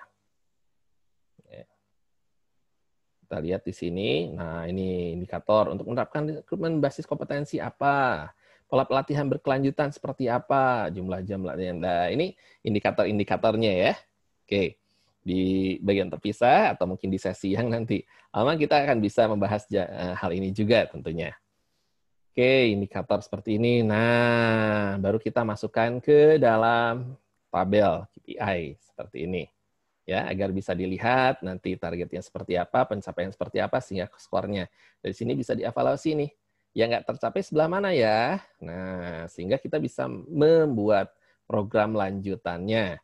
Apakah program lanjutannya itu perlu training lagi di bidang tersebut? Mungkin metodenya yang kurang tepat, mungkin perlu lebih banyak on-job training, gitu kan, atau mungkin nanti harus mentoring, sehingga bisa ke pelaksanaan atau penerapan, karena training biasanya cuman basic atau pengenalan dasar ya, tetapi penerapan biasanya di training lanjutan, plus studi kasusnya tentunya ya. Oke, nah dari situ mulailah dibuat nih programnya seperti ini, misalnya timeline-nya Januari sampai Februari, ini kalau kita mau berbicara program tahunannya ya, bukan program yang memang khusus untuk upgrading karena 1-2 orang tidak mencapai, bukan untuk personal tapi untuk perusahaannya ya, atau lembaga. Kemudian bisa seperti ini, Maret Aprilnya mendesain apa ya, Aprilnya terus seperti apa, April Mei seperti apa terus. Nah, ya secara detail sebetulnya ini sudah pernah kita bahas pada saat kita membuat training waktu itu tentang corporate ya, mendesain training untuk perusahaan. Ya, di sesi itu kita pernah bahas dulu ya. Live juga kalau seperti ini. Nah, dari situ setelah tahu programnya seperti apa, baru kita masuk ke pengadaan yang namanya konten ya, atau isiannya sendiri. Jadi kalau kita balik lagi ke sini, kita lihat nih di sini. Nah, ini sebetulnya 5C, ingatnya gampang. Jadi konsepnya dulu apa? Konsepnya untuk apa nih? Oke, untuk mencapai KPI. Konsepnya apa nih? Untuk memperlengkapi jabatan baru. Konsepnya untuk apa nih? Untuk meningkatkan performance yang belum tercapai. Fine, itu konsepnya. Untuk mencapai hal tersebut, bagaimana? Ya, maka perlu konten A, B, C, D, E, modul A, B, C, D, E misalnya. Ya. Nah, disinilah penyusunan kontennya dibuat. Jadi kesalahan atau kegagalan bisa karena kita menetapkan program yang kurang tepat. Semua pukul rata. Padahal tujuannya untuk apa nih sasarannya? Jadi sasarannya perlu jelas dulu. Apakah tadi ini untuk prasyarat sebuah jabatan? Apakah untuk memperlengkapi karena ada yang tidak tercapai gap-nya? Atau mempersiapkan? Nah, jadi kita perlu program-program seperti ini. Lalu deadline-nya kapan? Ya. Nah, deadline yang terlalu mepet, time yang terlalu mepet bisa menyebabkan kegagalan di dalam training. Penetapan training yang terburu-buru juga sama. Ya, karena persiapannya tidak tepat, orang-orangnya belum terkondisikan untuk merasa perlu mengikuti sebuah training. Nah, ini pun perlu ya, apalagi di dalam perusahaan, dalam apa, perlu diedukasi agar mereka merasa, oh ya saya butuh training ini. Sehingga begitu datang ke training, mereka tanda kutip haus loh untuk dapat sesuatu yang baru. Nah, kalau mereka merasa terpuaskan di training itu, mereka akan membuat, iya ya benar ini yang bisa mengubah hidup saya. Ini berguna buat kehidupan saya. Ini berguna buat pekerjaan saya. Dan mereka akan berdampak di dalam kehidupan, perilaku, ataupun di dalam ya produktivitas mereka. Nah, ini ya program ini. Nah, baru setelah itu kita masuk ke modulnya. Kesalahan kedua yang bisa terjadi menyebabkan training gagal ada di modulnya. Ya, programnya udah pas, tetapi kontennya, bobot kontennya ini yang kadang-kadang tidak tepat. Seperti yang saya bilang tadi di matriksnya. Oke, dia butuh tentang problem solving. Problem solving di level mana dengan level mana, apakah sama materinya? Tentu beda. Ya. Di level leader dengan level bawah lagi, apa yang perlu lengkapi? Oh iya, di level supervisor, kenapa dia tidak tahu bagaimana melakukannya? Karena dia tidak mengerti bagaimana how to managing people. Sehingga ketika dia ngerasa udah melakukan A, B, C, aduh dia putus asa kok, mentok ya, kok saya nggak bisa ya, jangan-jangan saya nggak berbakat ya, jangan-jangan saya nggak ngerti ya. Nah, dia mulai akhirnya karena gagal terus-menerus, dia jadi apatis. Ini bisa juga terjadi ya. Jadi modulnya perlu benar-benar ditata dengan baik. Dari mulai bagaimana modul itu membukanya, kemudian mindset-nya, kemudian dasar teorinya apa, seperti tadi yang saya sampaikan, begitu saya ngomong soal training, oke, mindset di depan saya ngomong. Ya. Setelah mindset, saya bicara apa? Teori. Dasar teorinya apa nih? Perlu ada dasarnya yang valid. Entah pendapat ahli, entah survei, riset, atau kondisi di perusahaan, data faktanya, itu disampaikan. Ya. Setelah itu baru how to-nya. Oh iya, ini ada kondisi seperti ini, ada fakta data seperti ini, tapi kok saya belum mencapai sini. Tapi kok kondisi hari ini seperti ini. Berarti orang mulai menyadari, iya ya ini ada yang salah nih. Sehingga saya perlu untuk upgrade diri agar bisa nyampe ke situ. Nah, disitulah kemudian baru kita berbicara, ya bukan hanya secara modulnya, tetapi bagaimana penerapannya di dalam studi kasus dan lain sebagainya. Kita akan lihat berikut ini. Oke, nah ini adalah langkah-langkah dalam penyiapan konten atau modul. Jadi menganalisa audiensnya. Ya, silakan. Ada Masih yang bertanya tadi. Ya. Boleh saya bacakan lagi, Coach? Boleh. Silakan. Silakan, Mas Ringga. Ya, Coach. Dari Pak Sutadi, Kendari. Ya. Coach, izin bertanya. Boleh. Apa dampaknya jika training yang dilaksanakan tidak dilakukan TNA terlebih dahulu, training need analysis. Dengan kata lain, asal membuat program saja. Ya. Terima kasih, Coach. Ya, resikonya adalah tidak tepat sasaran, Pak. Ya, sehingga kemungkinan terjadinya failed itu tinggi. Ya, ibaratnya kalau di dalam perang tuh ya kita main ambil senapan langsung tembak semua. Nah, bisa kena, bisa. Tapi bisa juga kena ke yang lain yang tidak efektif. Berapa banyak amunisi yang terbuang, ya peluru yang terbuang. Nah, ini perlu diperhatikan karena untuk membuat sebuah training akan ada biaya yang dikeluarkan, waktu yang dikeluarkan. Semestinya nih karyawan atau tim ini mengerjakan sesuatu yang produktif buat pekerjaan. Akibat karena ikut training, waktunya kan tersita. Pekerjaan yang rutinnya jadi numpuk. Nah, tapi tidak menghasilkan sesuai itu sebagaimana mestinya. Jadi kan ini kerugian sebetulnya buat perusahaan. Ya. Jadi buat kita juga sama ya. Kalau kita datang sebuah training, udah ikut sebuah training, nggak taunya yang disampaikan tidak sesuai dengan kebutuhan kita ya, meleset gitu ya. Nah, ini orang ngerasa apa? Ya, sayang saya ikut training seperti ini. Ya, jadi itu menyebabkan tidak tercapainya sasaran ya tanpa training ini. Bisa kena, bisa, tapi itu spekulasi, benar-benar spekulasi. Sayang waktu, sayang tenaga, sayang juga tentunya secara biaya. Seperti itu, Pak. Ada lagi, Mas Ringga mungkin? Sebentar, Coach. Boleh. Ada komentar dari silakan. Pak Sutadi? Atau ada tambahan? Silakan, Pak.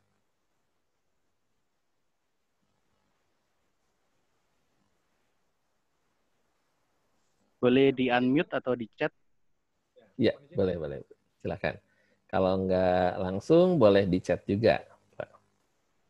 Helmi, izin nanya, Pak Helmi. Boleh, Pak. Silakan. Ya, nama saya Daniel. Seringkali begini Pak Helmi, tiap-tiap perusahaan budgetnya kan terbatas Pak Helmi. Misalnya anggarkan 40 juta untuk 1 kali training.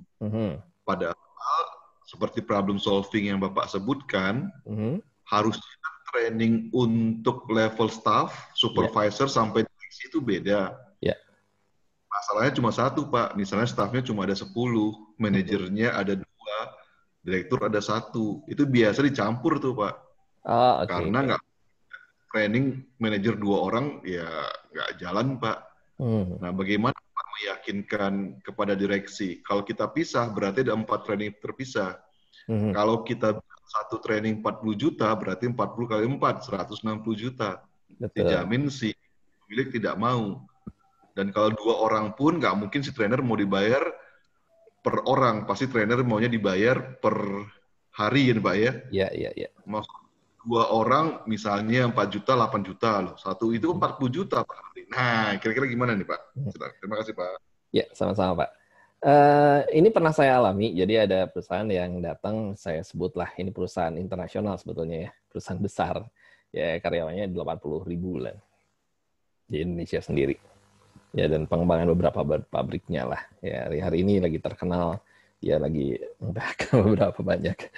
Ya, ketika saya masuk di sini, saya ngobrol, diskusi dengan mereka, ya memang kemudian mereka mengatakan bahwa ini Pak, mohon maaf, karena kita ada program dari pusat seperti ini untuk promo dan lain sebagainya. Budget kita cuma segini Pak, tapi kita benar-benar perlu. Jadi seperti apa? Nah, yang saya lakukan adalah saya mendesainkan. Ya, saya berdiskusi, saya mendesainkan. Oke, seperti ini Pak. Tapi kita bikin tanda kutip seakan appointment dengan pihak mereka. Jadi artinya, oke, ini yang saya delivery di dalam training. Kemudian after itu saya akan bantu untuk misalnya ada yang bentuknya kuesioner atau misalnya arahan bagaimana si leader-leader untuk memfollow up melakukan pada timnya. Nah, maaf sebentar. Oke. Jadi saat itu yang saya lakukan adalah saya lakukan trainingnya, memang range-nya yang tadi saya bilang jadi lebih panjang. Seperti hari ini. Hari ini saya berbicara tentang why training failed, itu saya kan nggak tahu range-nya Bapak Ibu di mana nih. Ya. Jadi saya bicara dari A sampai Z. Otomatis tentu akan ada pendalaman-pendalaman yang kurang dibutuhkan lebih. Nah, ketika dibutuhkan lebih ini gimana caranya? Ya, bisa aja saya bantu lewat referensi tulisan, atau saya bantu lewat coaching setelah itu, dan sebagainya. Sehingga biaya yang dikeluarkan, kalaupun ada penambahan, tidak harus jadi biaya full 4 kali training. Melainkan 1 kali training, tapi setelah itu mungkin 1 jam tambahan, atau 2 jam penambahan untuk orang-orang tertentu tersebut.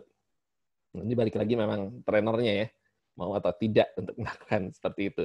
Dan negosiasi dari perusahaannya. Nah, biasanya yang saya lakukan di sesi lain juga adalah seperti ini. Misal kita lakukan training knowledge-nya atau dasarnya 1 hari. Misalnya harusnya tadinya budgetnya untuk 2 hari. Nah, kita lakukan 1 hari, begitu hari kedua, kita bagi waktu.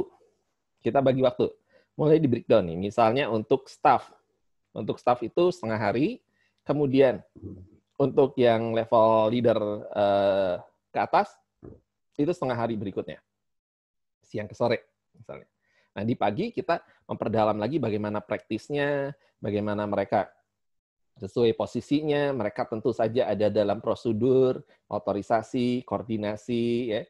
Jadi karena yang di staff ini kan nggak bisa main asal problem solving aja jebret gitu.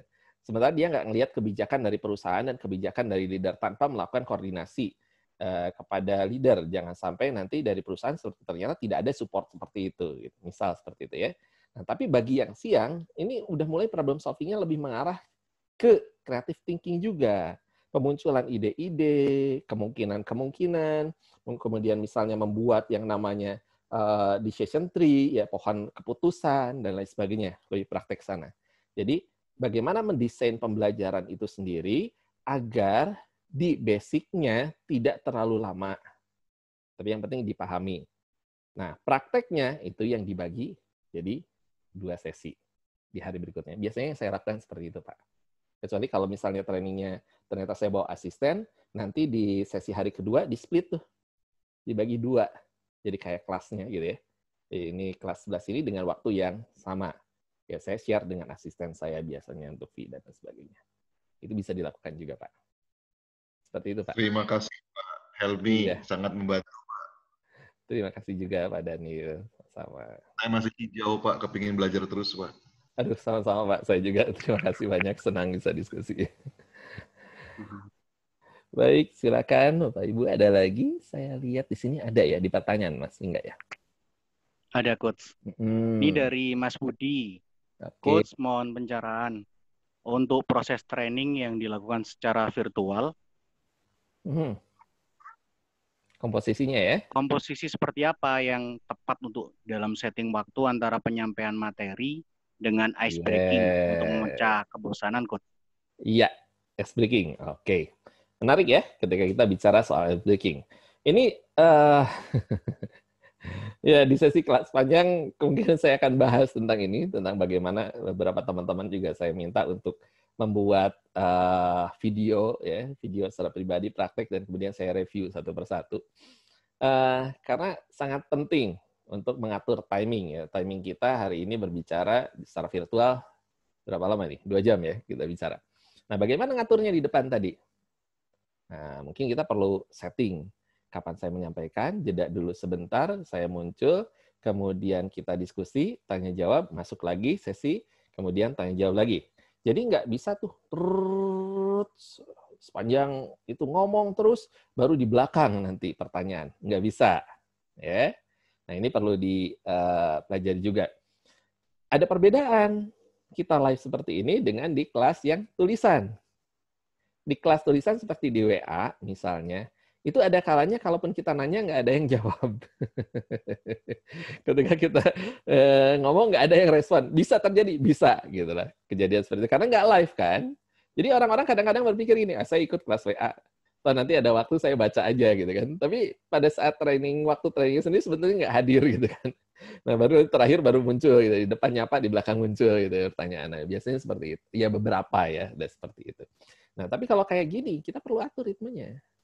Pertama, yang perlu dipelajari adalah bagaimana kita mengatur ritme suara kita. Ya, intonasi, nada suara, agar nggak monoton. Begitu kita ngomongnya monoton, ya seperti mesin penjawab telepon atau mungkin ya daber-daber yang ada secara mesin di YouTube itu.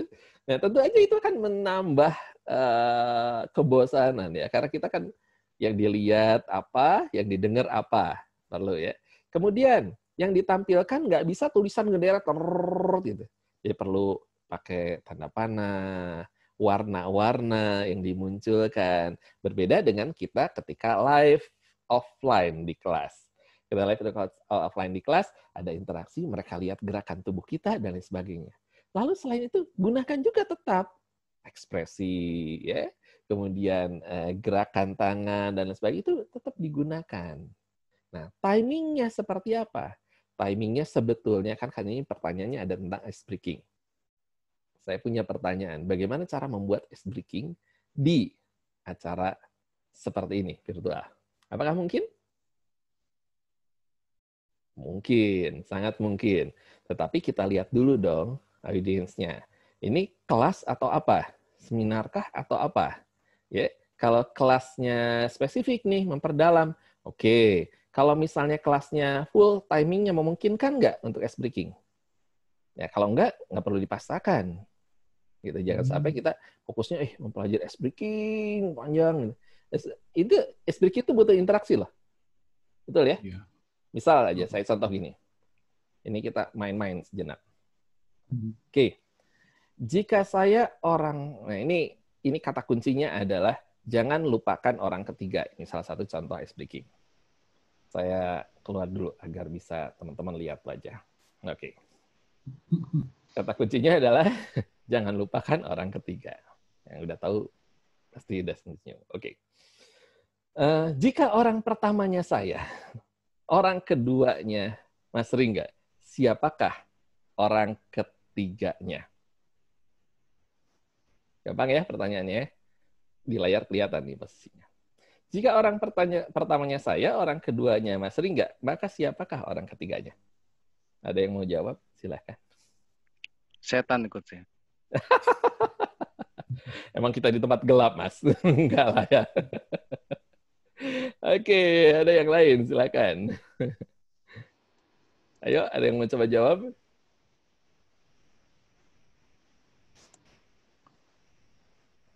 Saya kasih contoh gampang lah ya. Jika orang pertamanya saya, orang keduanya Pak Eko, siapakah orang ketiganya?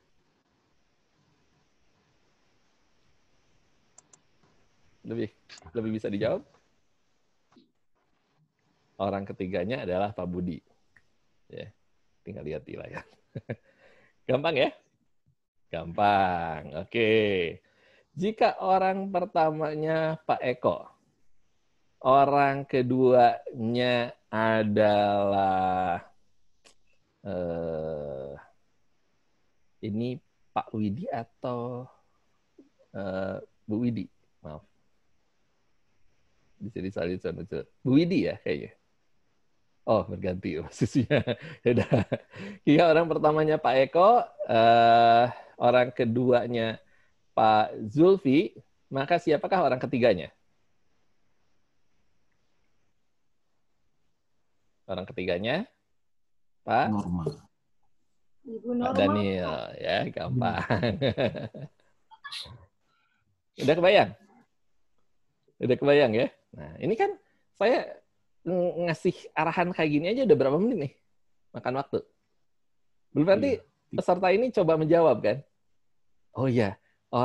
Nanti saya nanya lagi, jika orang pertamanya Pak Ringga, orang keduanya Pak Budi, orang ketiganya siapa? Nanti ada yang jawab pasti kan? Ya orang ketiganya Pak Helmi, gitu ya. Karena di sela-selanya. Nah begitu ada yang jawab gitu, saya akan jawab kan benar atau enggaknya kan?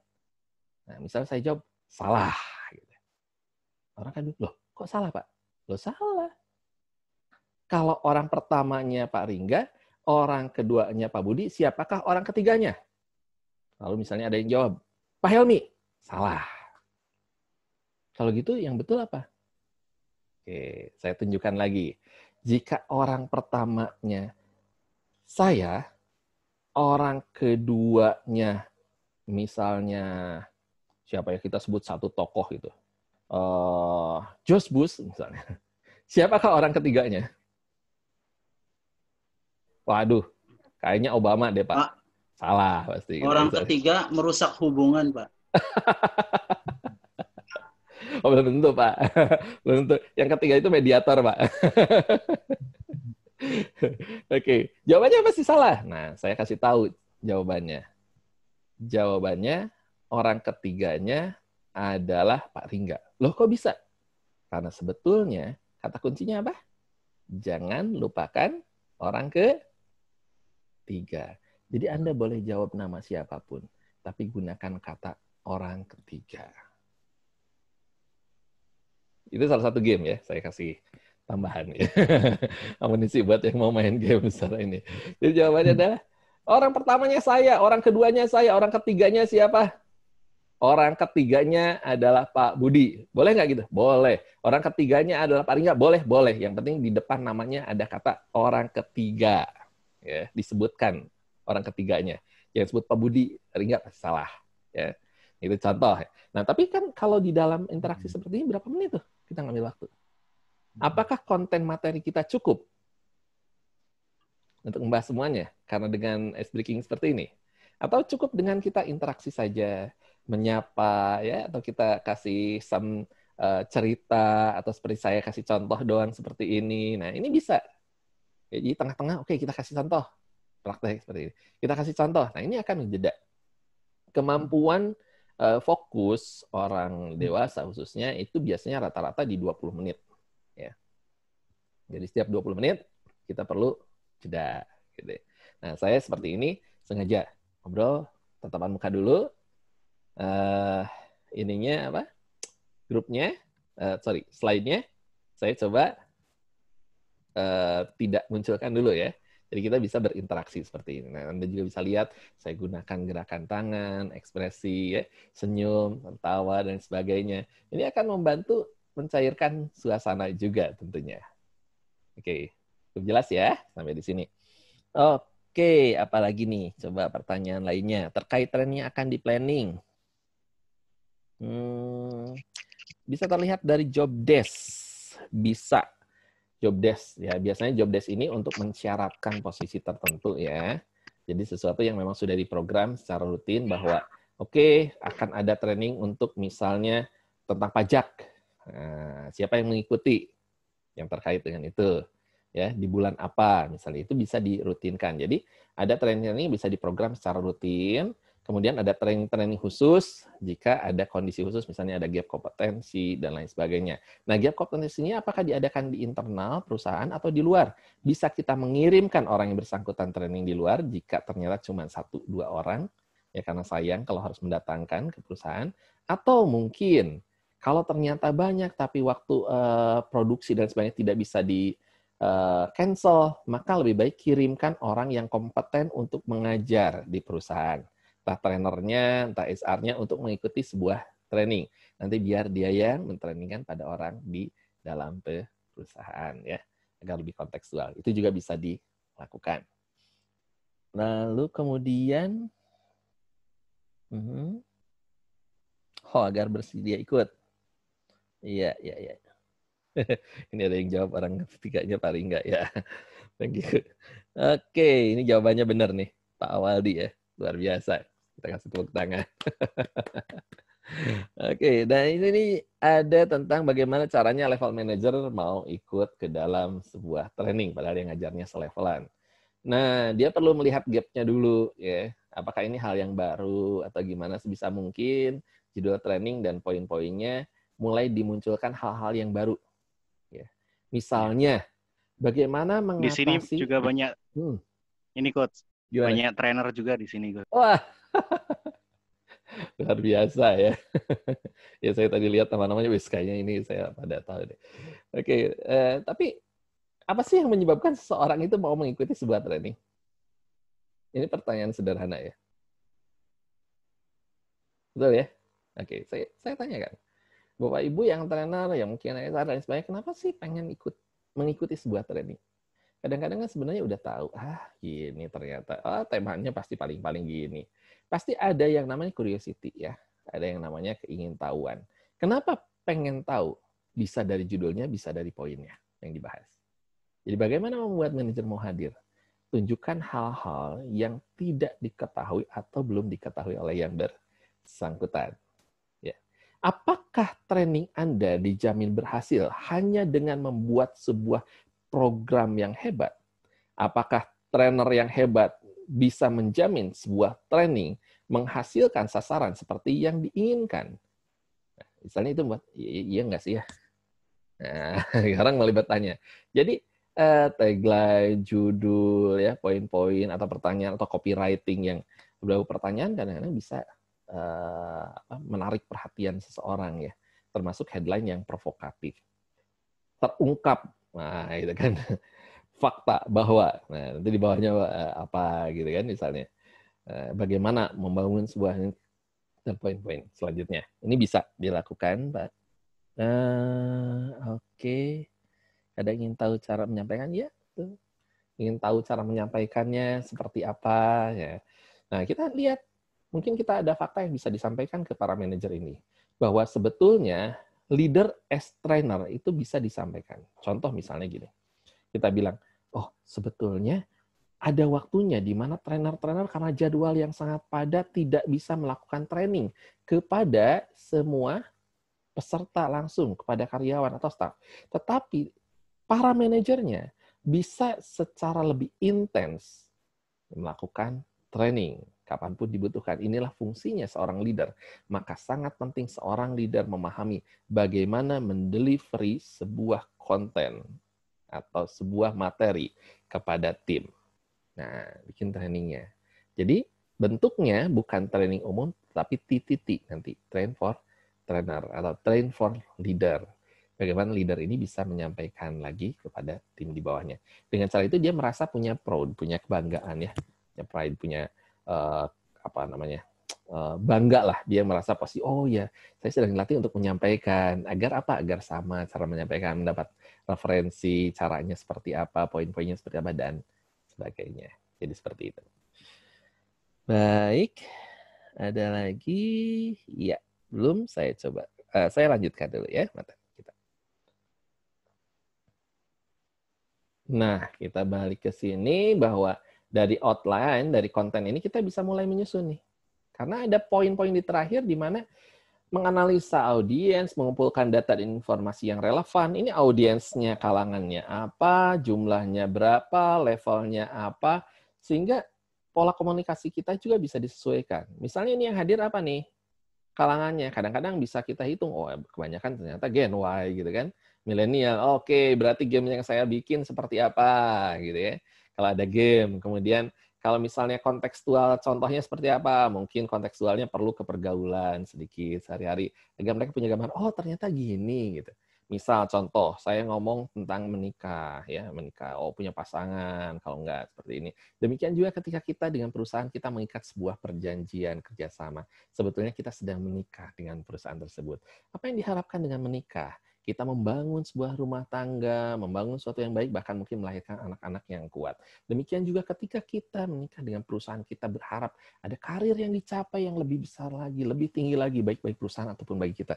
Dan menghasilkan orang-orang kompeten lagi lewat hidup kita, lewat kepemimpinan kita di perusahaan tersebut. Misal contoh ya, kontekstual. Kemudian ketika saya mencontohkan, banyak ya kita bicara soal antara service excellent dan customer satisfaction, perbedaannya apa, itu bisa mulai ke konteks sehari-hari. Ya. Terus kemudian tentang selling, apa sih yang menarik Anda ketika melihat datang ke satu tempat untuk membeli sesuatu? Oh ya, tulisan Saleh. Misalnya ini kalau audiensnya misalnya ibu-ibu atau siapa yang suka belanja. Jadi akan berbeda. Ya, akan berbeda antara audiens kita siapa dengan siapa. Level pendidikannya juga tentu akan berbeda cara ngomongnya. Ya. Jadi ketika saya berbicara di sebuah pabrik, karena ada 1.000 orang lebih itu mengalami PHK di sebuah perusahaan internasional yang ada di Indonesia.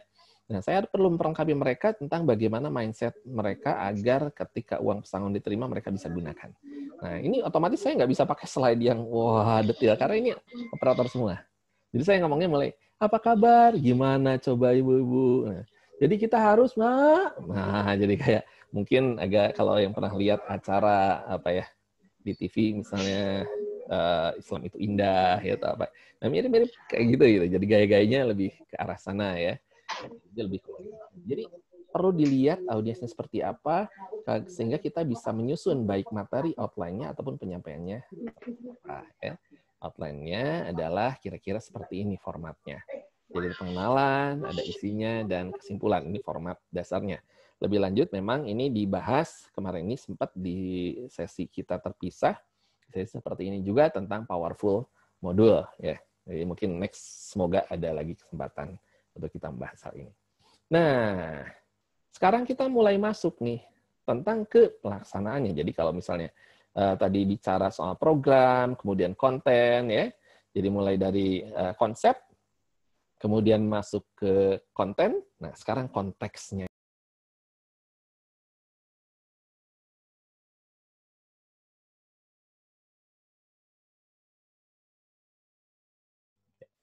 Agar tadi konsep itu bisa kemudian dimasukkan ke konten dan sehingga kemudian bisa diterapkan, nah konteksnya perlu jelas. Jadi tadi training gimana sih caranya agar membuat konteksnya tepat sasaran. Nah, ini ada berbagai macam training yang bisa dilakukan ya. Jadi baik itu pengayaan, on job development, penugasan khusus, ya, pementoran karir, pelatihan lokakarya, rotasi transfer, cross training. Ini adalah hal-hal yang bisa dilakukan di dalam training. Jadi jangan hanya berpikir bahwa training itu hanya di kelas klasikal menyampaikan sesuatu dari trainer ke yang mendengarkan. Ada berbagai macam pola training. Ingat, pengertian awalnya adalah melatih. Ya. Bentuknya, formatnya kita perlu mulai. Apakah itu dimasukkan ke sesi meeting kah, atau one-on-one kah, atau langsung sambil praktek di lapangan kah, kemudian evaluasi dan sebagainya sambil diberikan poin-poin dan sebagainya. Ini menjadi sangat penting untuk kita pelajari juga. Nah, ini ya contohnya classroom training, kemudian pelatihan di tempat kerja seperti apa. Ini beda-beda semuanya. Nah, kita perlu ketika merancang program tadi, kita lihat mana nih yang tepat. Oh, konten ini bagusnya untuk level ini dilakukan dengan cara classroom training. Oh, untuk yang ini berarti bagusnya dengan on-job training misalnya. Oh, yang ini action-based learning berarti. Nah, yang ini cross-training ya, dan seterusnya. Ya, selain dari kita mengetahui mana jenis-jenis yang bisa kita gunakan, kita pun perlu melihat di sini bahwa cara untuk melakukan training pada anak dan remaja dengan pada dewasa itu jelas berbeda. Ada istilah pedagogik, ada andragogi ya. Jadi macam-macam nih kalau dilihat di sini poinnya ya. Ada dari sisi konsep diri, pengalaman, perspektif waktu, kondisi fisik, dan lain sebagainya. Aduh, kalau orang dewasa ini kondisi fisiknya mungkin tidak seenergik anak-anak muda. Jadi kalau buat training juga jangan sampai prakteknya yang fisikalnya terlalu tinggi, setelah udah prakteknya capek nih. Tadinya maksudnya pengen game biar senang, biar gimana, tapi karena kecapean, begitu duduk malah melayang ya, mulai konsentrasinya kemana-mana. Nah, ini juga perlu diperhatikan yang seperti ini. Ya, nah ini pedagogik dan andragogi ya. Oke, 8 aturan memahami pendidikan bagi orang dewasa. Nah, seringkali training itu menjadi gagal juga atau failed karena apa? Karena ini. Kita tidak memahami bagaimana cara melakukan pendidikan bagi orang dewasa. Orang dewasa itu lebih tidak suka diajari. Mereka lebih suka ditunjukkan masalah sehingga dilibatkan untuk berpikir. Ya, lebih suka mereka diceritakan kisah, entah testimoni kah, studi kasus, kisah orang lain, metafora atau apapun. Makanya storytelling menjadi sangat baik digunakan ya di dalam sebuah training. Ini pendekatannya juga sama, ya bisa melakukan beberapa pendekatan, baik pendekatan dengan cara pengarahan, baik dengan ilmiah, ya konsep, oke diajak mikir nih tahapannya seperti ini. Nah, misalnya. Kemudian, atau pendekatan langsung. Jadi saya pernah training di satu sesi, sengaja langsung praktek turun ke lapangan, setelah itu sesi berikutnya kita bahas lagi. Ya. Ini metodenya juga beragam. Ada metode informatif, ada metode partisipatif, ya. Kemudian ada part eksperimental, dan metode eksperimental. Ya. Jadi sebetulnya ada beberapa metode. Kadang-kadang tidak tepatnya kita menggunakan metode bisa menyebabkan juga sebuah training gagal ya atau fail. Nah ini tabelnya. Jadi ini perlu biasanya ada di dalam sebuah training. Ada ceramahnya, ada diskusinya, tanya jawab, ada analisa kasus agar mereka bisa menerapkan, ada simulasi dan ada game. Di beberapa training ada orang-orang yang biasanya hadir, manajer ke atas, itu kadang-kadang mereka bukan masalah apa yang dijelaskan. Mereka pengen refresh aja gitu lah, untuk dalam pekerjaan datang ke situ, ya niatnya fun. Jadi ketika trainingnya memang terlalu serius, dia mulai entah nguap lah, entah izin ke belakang, entah apa.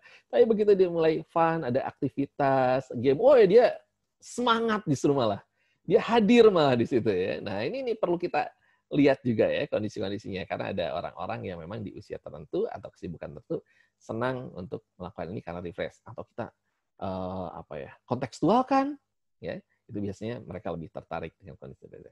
Nah sekarang kita masuk ke poin selanjutnya, di mana sebetulnya ketika di awal kita berbicara tentang konsep ya, terus kemudian konteks, kemudian kita berbicara lagi tentang konten, terus konteks, kemudian bagaimana communication ya, mengkomunikasikannya pada tipe orang-orang yang berbeda, dan kemudian collaboration ya. Di bagian akhir ini kita berbicara collaboration adalah bahwa sebuah training bisa terselenggara dengan baik jika unsur-unsur atau pihak-pihak yang terkait ini juga berpartisipasi dengan baik. Nah, di sini ada tugasnya trainee, si yang di training, trainernya, dan manajer. Manajer ini pihak perusahaan ya. Jadi bisa siapapun, entah pimpinan atau leader atau siapa yang di atasnya. Secara periode ada sebelum, selama, dan setelah. Jadi tiga-tiganya memiliki fungsi dan peran di sini. Contoh, sebelum training, apa yang perlu dilakukan manajer?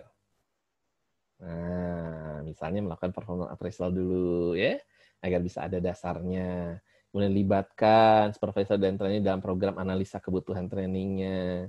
Sehingga mereka menyadari, entah coaching dulu bisa, misalnya. Oh iya ya, ternyata saya gini. Berarti saya tidak mencapai karena apa? Oh iya Pak, saya butuh ini. Ada 6 level ya. Di hari Minggu nanti kita akan berbicara juga tentang coaching after training itu. Bagaimana ada 6 tahapan SCM ya, situational coaching model, di mana dari mulai tujuan sampai ke tindakan.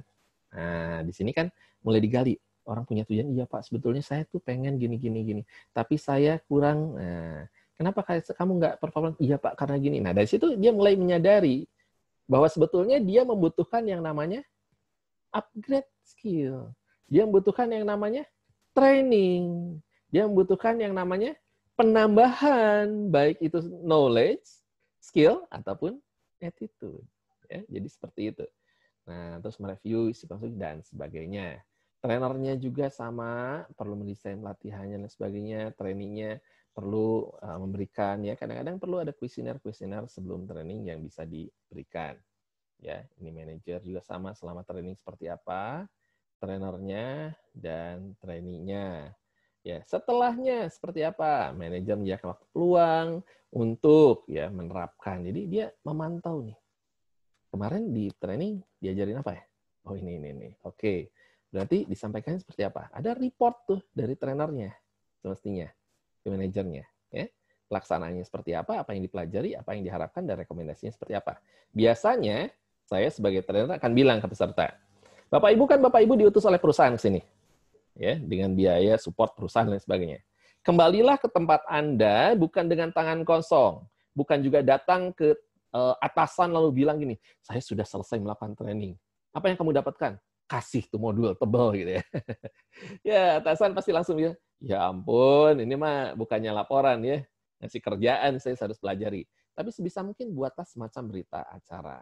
Training tanggal sekian, jam sekian sampai sekian, dihadiri sekian orang. Ternyata ini poin-poinnya yang dipelajari sesi 1, ini, 2, 3. Dan yang terpenting adalah di sebelah bawahnya berikan rekomendasi. Rekomendasi itu apa? Dari yang pelajari ini, apa nih yang akan menurut saya perlu diterapkan di perusahaan, di bidang saya. Makanya kalau saya ngajar, biasanya saya minta agar peserta itu membuat catatan kiri dan kanan. Jadi lembarannya dibagi 2.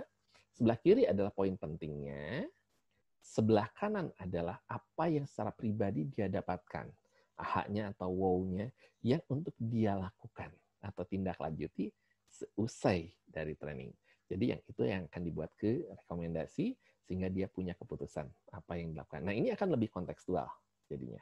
Training akan jadi lebih bisa diterapkan untuk mencegah sebuah training bisa gagal ya atau fail. Oke, mereview kembali isi trainingnya karena ada catatan tadi, bukan cuma catatan atau modul teorinya saja, tapi ada yang perlu dilakukan dan seterusnya ya. Jadi ada latihan-latihan juga yang semestinya dilakukan secara praktek di dalam training. Oke, sekarang bagaimana memotivasi training agar tadi saya bilang apa yang dipelajari bisa dilakukan. Nah, ternyata terkait erat dengan hal ini. Nah, mungkin Bapak Ibu ya ada yang pernah, tentu banyak saya tahu, yang sudah pernah masuk ke logical level of NLP. Silakan kalau ada yang pernah boleh share atau boleh diskusi, bertanya menyangkut hal ini. Malam, Coach. Iya. Ya, Coach. Waktunya kurang 2 menit lagi. Bagaimana ini? Apa foto terlebih dahulu atau seperti gitu apa? Ya? Atau nanti lanjut gitu? Boleh. Kita foto dulu ya. Foto dulu ya. Foto dulu ya, boleh ya? Boleh. Karena memang ini ada beberapa boleh dinyalakan teman-teman sampai sebelum kita lanjut ya. Ya, ada yang barusan juga saya lihat ada yang pamit duluan nih kebetulan. Oke, saya keluar dulu ya. Ya, tadi ada izin keluar duluan juga. Oke, kita foto dulu, silakan. Silakan nanti insya Allah nanti bisa dijawab ya, Coach. Ya, silakan. Kalau senggang ya. Sekalian sekitar hari Minggu malam ada event dari Young HRD Indonesia membahas tentang coaching ya, Coach ya. Ya. Betul. Ya, jadi eksekutif coaching. Jadi teman-teman nanti ya bisa belajar coaching bersama Coach Helmi tentunya. Dan yang menarik membahas tentang eksekutif coach ya, Coach. Ya. Coaching yang diterapkan di organisasi. Ya. Jadi nanti bisa chat di grup sekalian japri ke saya, monggo. Silakan. Ya, jadi nanti hari Minggu itu kita akan membahas tentang eksekutif coaching. Beberapa teman-teman mungkin berpikir bagaimana cara melakukan coaching di perusahaan, level tahapan-tahapannya seperti apa yang sederhana dan bisa diterapkan tapi nggak terlalu ngejelimet ya. Saya udah susunkan ada 6 level ya di SCM itu udah bisa dilakukan. Kemudian tapi saya bukan seorang trainer atau misalnya seorang coach, seorang pimpinan di perusahaan, bagaimana? Nah, bagi para trainer juga yang punya klien di perusahaan, justru ini adalah nilai lebih ya. Biasanya saya menggali ini digunakan untuk berbicara atau bernegosiasi bahkan di awal dengan para pimpinan dari perusahaan yang jadi klien saya. Kemudian beberapa dari poin-poin di dalam SCM sendiri saya terapkan, biasanya saya kombinasikan justru di dalam sesi training itu sendiri, ya, agar bisa mencapai tadi yang piramida di NLL tadi ya. Dengan caranya kita menerapkan hal tersebut di dalam training.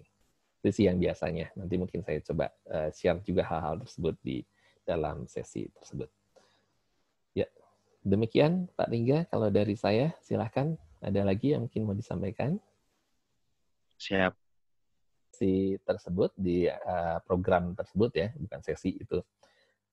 21 hari itu ada live seperti ini, beberapa kali, kemudian ada di FB juga, di FB Group, kemudian ada juga di WA. Beberapa metode kita terapkan, termasuk live-nya kita lakukan, yang tadi saya bilang, teman-teman juga saya review gitu kan untuk training-trainingnya, jadi ada praktek juga. Itu awal dari mulai mindset seorang trainer, mengapa gagal dan lain sebagainya, sampai menyusun perencanaan training, sampai kemudian menyusun modulnya seperti apa, formatnya, template-nya juga ada, saya kasih nanti dengan sampai ke evaluasi. Nah, untuk public speaking-nya, bagaimana menyusun konten, ice breaking, dan lain sebagainya, sampai ke prakteknya ya. Jadi tips-tips yang saya kasih juga tentang mengatasi kegugupan, masalah jika ada orang-orang peserta yang memang troublemaker lah ya istilahnya.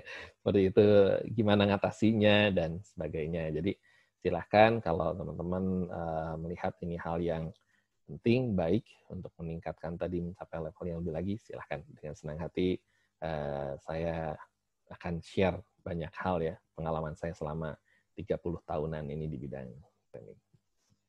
Siap. Terima kasih banyak, Coach. Iya, sama-sama Bapak Ibu. Terima kasih banyak semuanya. Terima kasih sudah bersama-sama sampai malam seperti ini. Terima kasih, Coach. Iya, semoga apa yang kita bahas bisa bermanfaat ya semuanya. Silahkan apa yang didapatkan malam ini bisa di-share juga ke teman-teman yang lain, kepada timnya dan sebagainya. Jika kemudian pada saat prakteknya ada hal yang ingin diskusikan, dengan senang hati silahkan bisa didiskusikan di grup, atau mungkin jadi saya secara pribadi atau ke Pak Rinda. Baik, sampai di sini sesi kita malam hari ini. Terima kasih banyak atas kebersamaannya. Sampai jumpa di kelas berikutnya. Selamat malam semuanya. Selamat malam. Terima kasih teman-teman. Terima kasih Coach Helmi. Mari sama-sama. Atur nuhun. Iya, sami-sami Pak. Iya. Coach.